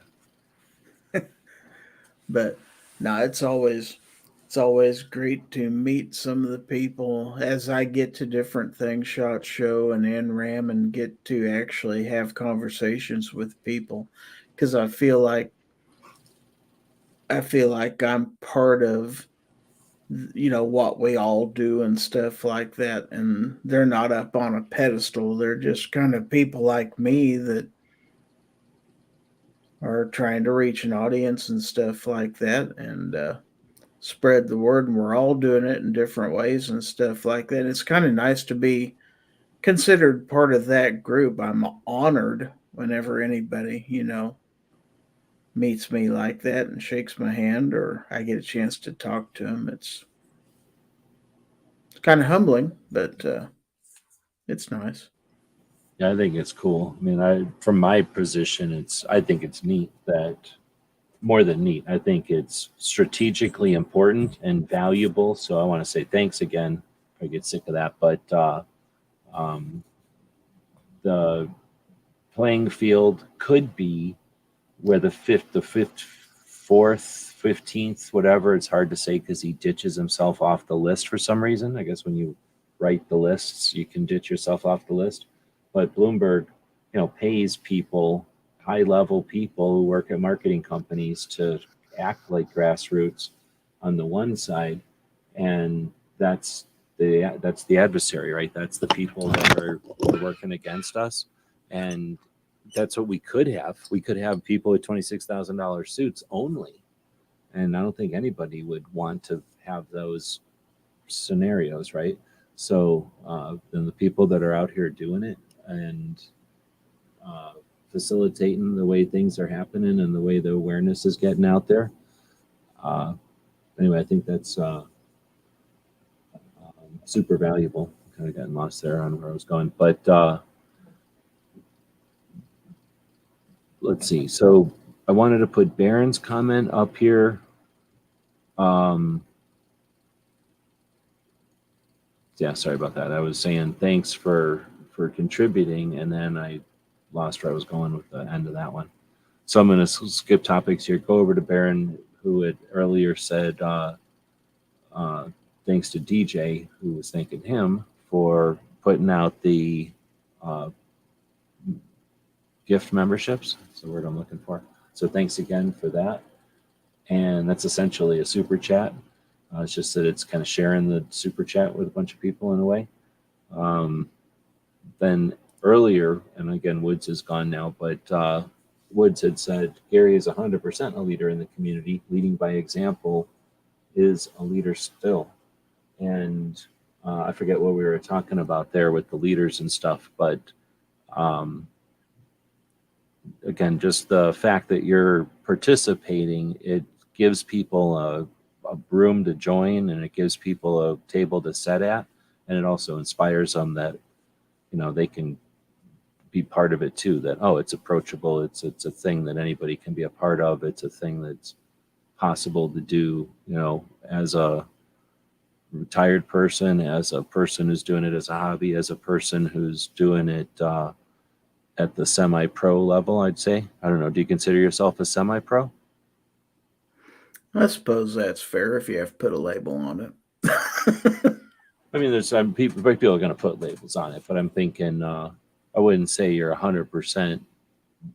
Like everything's getting paid for by. That's where you call professional, and everything's getting paid for by the projects, I guess. But I don't know if you have to be going towards that to be, in that realm. But the fact that you're creating professional looking content, I think, is a element of it too. I don't think you have to be.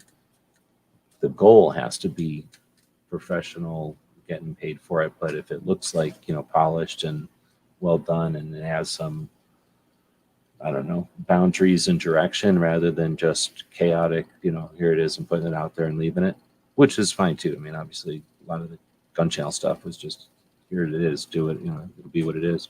Anyway, I'm rambling here. It's getting late. So So thanks to Woods for that. And I don't know what Gizzard, what you're going to say. I mean, it's more of a compliment than anything, but I wanted to address Yes, thank that. you. But I think in this other last one I had starred is you've kind of already mentioned it adjacent, or you either directly said it or talked about it, but I was going to ask earlier, I didn't want to interrupt you. And I forget if I had a specific thing in mind here, but I'm going to ask it as I made the note to myself here. What's the direction going to be with the knife project, or with the other YouTube channel, which is at this point been predominantly knife, but I don't think it's going to be a knife channel, so I shouldn't look that way. But what's the other project's direction? And if you've already addressed this, maybe you don't have to say it all again, but Yeah, I don't know specifically direction, just to continue what I'm doing and to get better at it. Like I say, there's still a lot of things I need to learn and stuff like that, but I would like to expose more people to what's out there, maybe get them interested in knives and flashlights that that not everybody has and stuff, like let them know what products are out there and why people like them. It's like, well, why do people have these? Why would I want one and stuff like that? So maybe if I can give them information on that, so if they want to make an informed decision, maybe give them a basis to do that rather than just because you know, this guy Jim Bob I follow on YouTube and he says buy this, so I bought it. Maybe give him, here's why you might want it and stuff like that. Um, so it's that kind of thing, to be helpful. I think that's the reason we do it more than anything else. Is for anything we do, it's for it to be helpful and something that you like to look at and something that you come away from it knowing something maybe you didn't know before, and it might help you. Oh, yeah, maybe I need to get this one versus that one because this one has this gadget and this one doesn't. That's why I want that one. So, uh, hopefully, if you follow me along on that journey, we can learn and make some informed decisions about things. And that's basically why we're out there. Why does Gizzard use this particular backup battery? Why does Gizzard use this tripod? Blah, blah, blah. And so maybe if they wanted to get some of the gear that I've gotten or some of the other reviewers have gotten, get some ideas of what's out there and stuff like that. So that's basically the direction I'm going with it. right on. Worthwhile fun added here that speaking of Bloomberg, she did her first TV interview on the public transport, no, public transit carry bill. So in Missouri, where she's at, they're trying to restrict carry on public transit. I think I'm explaining that correctly. Right now, it is legal, but they're trying to prohibit it. And she's been going to testify against that prohibition.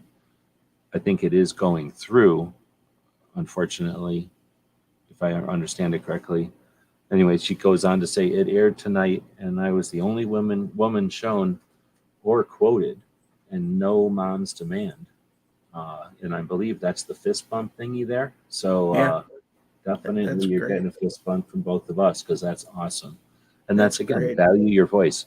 That's a lady who's going to the capital, which we've established is Jefferson City for some reason, and 2.5 hour drive each way on her own time, on her own dime, and shows up and is part of the process, right? A civic, I hate to say obligation, it's an opportunity, right? It's a civic responsibility. I don't know if it's definitely a responsibility. I don't know if it's an obligation, but it's an opportunity. We all have the potential to go take advantage of the system, but very few do. So the people that are doing it in our favor are much appreciated. And in this case, her effort was rewarded that the Bloomberg side, who would normally pay someone to be there, and sometimes pay a lot of people to be there to make it frustrating for us and make it seem overwhelming. They weren't there. So this is definitely a win for our side if um, Susan's effort was the effort that was promoted or illustrated on the TV show. It's pretty awesome. She said it was at St. Louis television station too.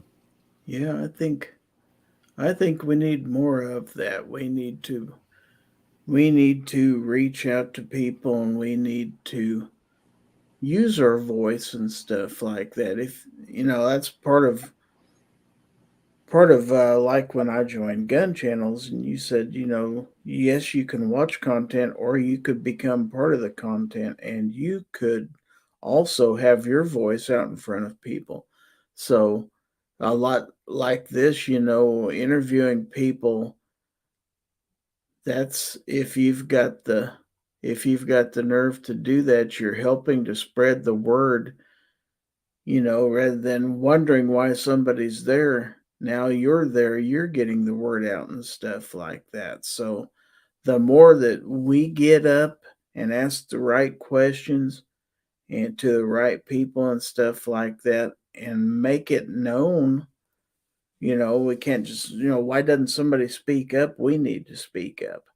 And it's great that she did that. Kudos.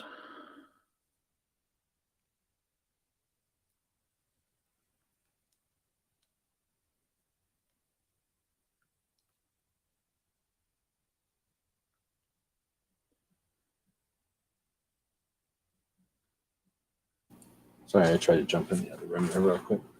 Oh, So okay. I didn't leave you hanging. I left you hanging here. So Worthwhile Fund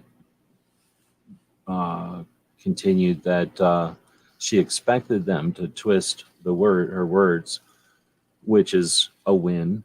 And right, so you can be the only one there, so you're going to claim the 100% of the coverage, at least what they're willing to give you. But that's the one thing, right? Just because you're the only one there doesn't mean they've got to give you their full coverage. They could give you just a portion, say, oh, well, nobody showed up. So that they even covered you, that's a win. And then again, they could have misinterpreted or inadvertently misrepresented what you're saying. So that's a win. But then additionally, it sounds like then a reporter watched the hearing and reached out to her. So yeah, that's super awesome. And it turns out I'm saying it wrong. So the concealed carry, or at least carry on public transportation, is restricted now. And this would have been a bill to remove the infringement. But I think I'm unfortunately correct that the bill is not going to go through, or it doesn't look like it's very likely. But at least it's an effort. I think there's a lot of positive stuff to be gained, and we can see some of that right now, right? The illustration of it right there, where her effort to do this has given her awareness. So now every political strategist knows that she's there in Missouri to challenge whatever BS they're going to put out, and she's going to be there fighting against them. So, boom, they know that's happening. But and for every one person who does that, there's probably a dozen more that's out there saying, I wished I'd have spoken up and stuff like that. So maybe she'll be an inspiration to somebody else next time. Well, I'm hoping that her indication, she is the indicator that lets them know, well, maybe this isn't the way to, this isn't the sure thing, the easy road that we thought we were going to get.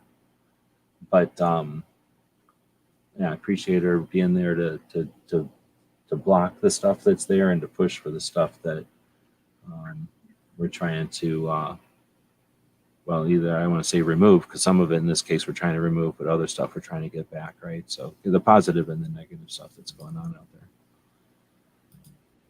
All right, so that was this one. Then the big question, which you may have already answered, and it's late. So again, I appreciate everybody who's willing to stay up in the middle of the night to do this show. For the people that are up doing stuff in the middle of the night that have to be, that get, I like doing this show live for the people that are up overnight. I say that all the time, but I really do. So again, I appreciate the Patreons. Gizzard has Patreons. I've got, or no, wait, no shit. What am I saying? Gizzard does not have Patreons. I do Gizzard not. has YouTube channel members. That's correct. We don't have to get into all that, but people that know. But thanks to the people that subscribe to our projects, wherever you do that, because it makes it possible for us to do this, right? Right. And it allows me to do this in the middle of the night, so I can spread out, do a show that's 2.5 hours of not just focused on Gizzard. We're talking to Gizzard about the focus on being a small channel, being a growing channel, being a channel that's going from hobby to pro. Consumer, I don't know what to call it, professional, like semi-pro, whatever the words are, like say if you got to label it. But because there's it's like it's a hobby like a motorcycle or something. If you're gonna have a hobby of a motorcycle, that's great. You bought a motorcycle and you're driving it around, and then it's gonna break or something, and now you got to fix it. So unless you're independently wealthy, it'd be nice to have somebody helping you out with fixing your motorcycle. So if you're going to drive around on your motorcycle and you're going to have fun in some kind of a race or some kind of an endurance thing or some kind of a channel where you do whatever you're doing with your motorcycle, but people come along and want to be part of that, help you buy the parts for it. I mean, that's that industrious part of it, that capitalist part of it. That's what capitalism is, right? That's what the First Amendment is, and that's what business is. Like that's all part of it. So if you can create something that's a hobby that pays for itself, that's super fun. And if you can create a hobby that pays for itself that then creates income, then that's super fun too. And if you can do that, I think, because I just happen to know the players involved here, if that can be figured out, then people I don't know, let's say that there's a group of ladies out there that are on their own time and on their own dime, right, with their own time and money, doing things that are changing the face of gun ownership for those representatives who for a long time assumed that guns are represented by a guy in a $26,000 suit, right? Like if we can harness these skills of creating channels that are financially stable and even making it worth your while, then that's the kind of skills that apply to a lot of people out there that are doing a lot of good work. So I don't understand the people that are against that concept or that element of a YouTube channel or of online content. But again, if you had a motorcycle and you were good at driving it, or somebody going to come up to you and go, I don't think you're as good at driving that motorcycle as some people because you've got a sponsor, because there's a patch on your jacket or there's a sticker on your helmet. You were pretty good until I seen that sticker on your helmet. Now I don't respect you as a driver, or as I don't like your machine because you're getting help with putting gas in it. It just doesn't make any sense why people, have an issue there. I don't know if you want to get into that stuff. I'm kind of ranting here in the middle of the night, but the real question I was about to ask you there, and then again, you can address that part that I just ranted on there, but the question was, what do you consider a success? What are the six, I'll just leave it at that. I won't ghost you too much here. What do you consider a success? From an overall standpoint, or I guess with your channel, with your projects, with what you're going to be doing, maybe that's the way I should be asking it, is going forward now that you've got a new set of opportunities and outlook on it and new thing. It's just a new channel. It's a new right. I mean, I don't think you can measure it as far as an end goal in mind. I'm just fairly happy that after my channel seemed to be fairly stagnant for a while, that I'm seeing growth. I'm getting into some things I wasn't in before and getting moderate success at that and getting better and better at it each and every day. So I'm improving myself and improving the channel as a whole. Uh, I consider that success, that I'm not stuck in a rut and that I'm not in an impasse as to what to do, that I'm still eager to learn and still gaining new skills and stuff like that, making new inroads with different companies and stuff like that. I consider that a success when what I'm doing seems to be producing results and stuff like that. And um, to me, that's basically it. Like I say, I don't have a goal in mind. If I get to X number of subscribers, I'm done, or that's where I want to be. I don't really have that. I just want to get better and grow the channel each and every day, and to keep it vital to me, because since I don't work, this is my hobby. This is what I've pretty much devoted my time to. So I definitely don't want it to be something that's a grind or something that I'm not good at or can't get any better at. So to me, success is just continuing to improve each and every day and get better and better at this. So, in a nutshell, that's it. Are there any like new negatives that are sprouting up as things they keep acting like things are changing? But essentially, if you don't know, if we haven't alluded to, or if I haven't specifically said it, Gizzard retired recently, so he just has way more time to devote to this stuff. Essentially, right? So, Right. is there any new negatives that are showing up? Uh, Maybe pitfalls that are different or are newly undiscovered or something? it's just that to do an awful lot of the video work I find myself needing to reorganize my studio and my apartment and stuff like that, and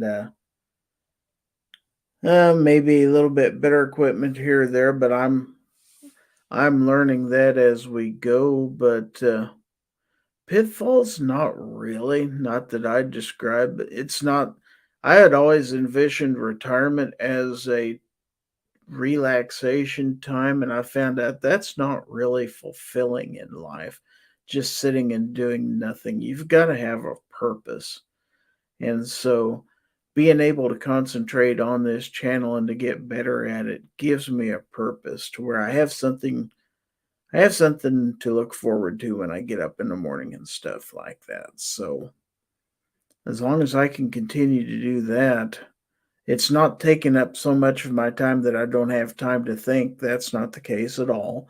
I still sleep fairly well at night. I'm not steadily going broke because of it or anything like that. So, other than the fact it's like I can't just sit on my laurels.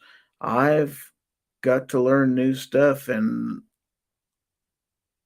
when I first come into it, it's like, can I do this?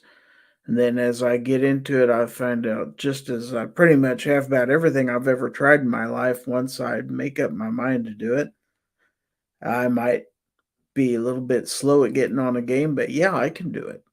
So, yeah, that I'm enjoying what I'm doing, getting a little bit better at it each and every day. And so, no regrets, no pitfalls.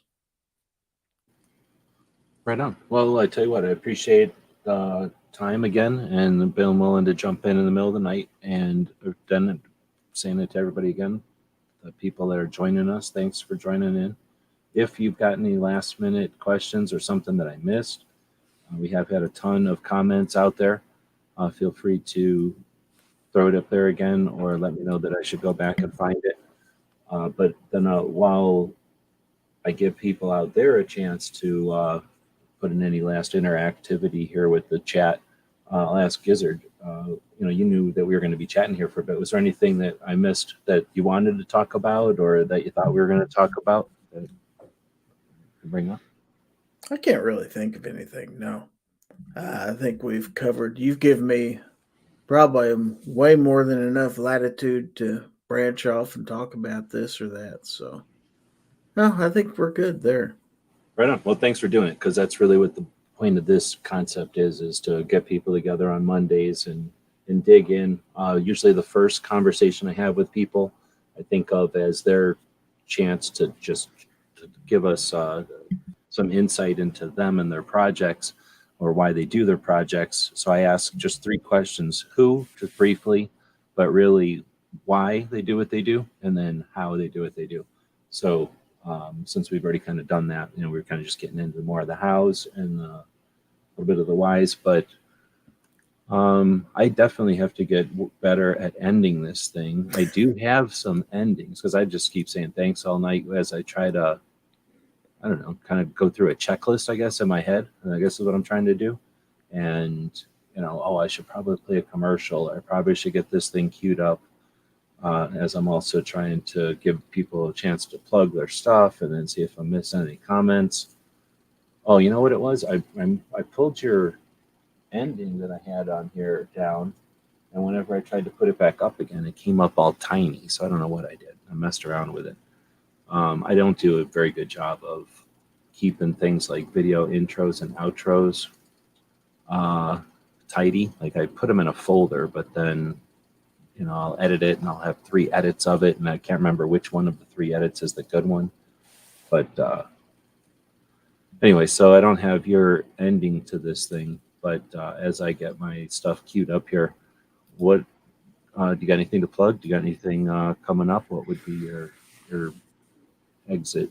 Well, I will be attending the NRA annual meeting, NRAM, this weekend in Indianapolis. So I won't be having my live show on Friday this week.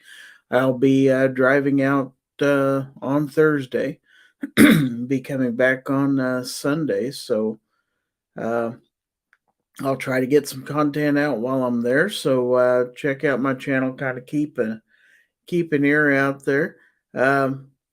Otherwise, I'll be back with Foul Territory starting a week from this coming Friday. Again, that's at 9 p.m. Central. And if you want to follow me on any social media, typically everything is Gizzard Gary. If you have any questions for me, you can email me at info at gizzardgary.com. I'll be glad to answer your questions if you have any. And of course, thank you for having me. It's always a pleasure to be on your show. Right on. Well, thanks. Well, you've been a co-host officially, and you're always invited when we throw stuff up there, and then you jump in, you participate when it's in the links out there. So thanks for jumping in. You bet. I was going to say something here. I'm over here sewing, so I'm a little bit distracted because I normally have a screen open where I can watch the machine in the other room, and I'm just listening to the noise in the other room tonight to hear if it stops or whatever. I'm just sewing off some patches. But one of my projects, and I debated doing that tonight, was to I don't know if I still have the file that I originally did a Gizzard patch with back in the day, or if I can find that. But anyway, I was going to make a Gizzard patch without the gun on it for your new channel, and then be able to send you a couple of those. But then we had talked, and I do appreciate that you're always posting the links to the Gear website store when you do your live shows. And I was going to say to folks out there, if you want to use the code Gizzard, we're going to do Gizzard, right? Is the code?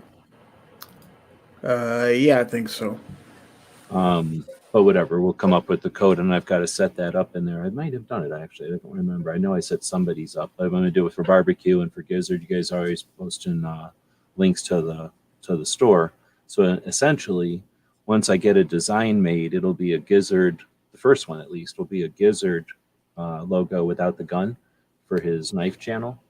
And what'll happen is when you use the code Gizzard buying stuff at the Gear website store, in addition to all the other stuff you're going to buy and then get for free, that code will get you additionally a Gizzard patch.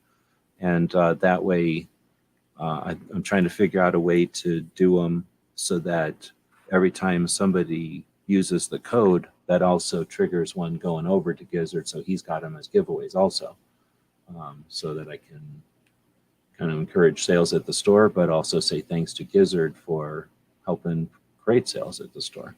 So anyway, thanks for being willing to be, again, patient and willing to let me be kind of fumble around trying to figure this stuff out as I get used to the machine. I just, for example, the reason it's difficult to get this stuff started is I started doing like 4 patches at a time, 6 patches at a time on the machine, so that it's more practical. Like let's say the Gizzard patch is going to be 3 colors or 2 colors even. Instead of doing white, then orange, then white, then orange, then white, then orange on a machine where I have to change the color all the time, it's smarter to do 6 whites and then 6 oranges, right? Well, Right. now I'm discovering when I do that they start to interact with each other. So the material is essentially a giant net, or a giant, net, really, just a tightly woven net. So as you start to poke a million holes into it over here, it misshapes the net over there, or at least it puts a weird tension on it.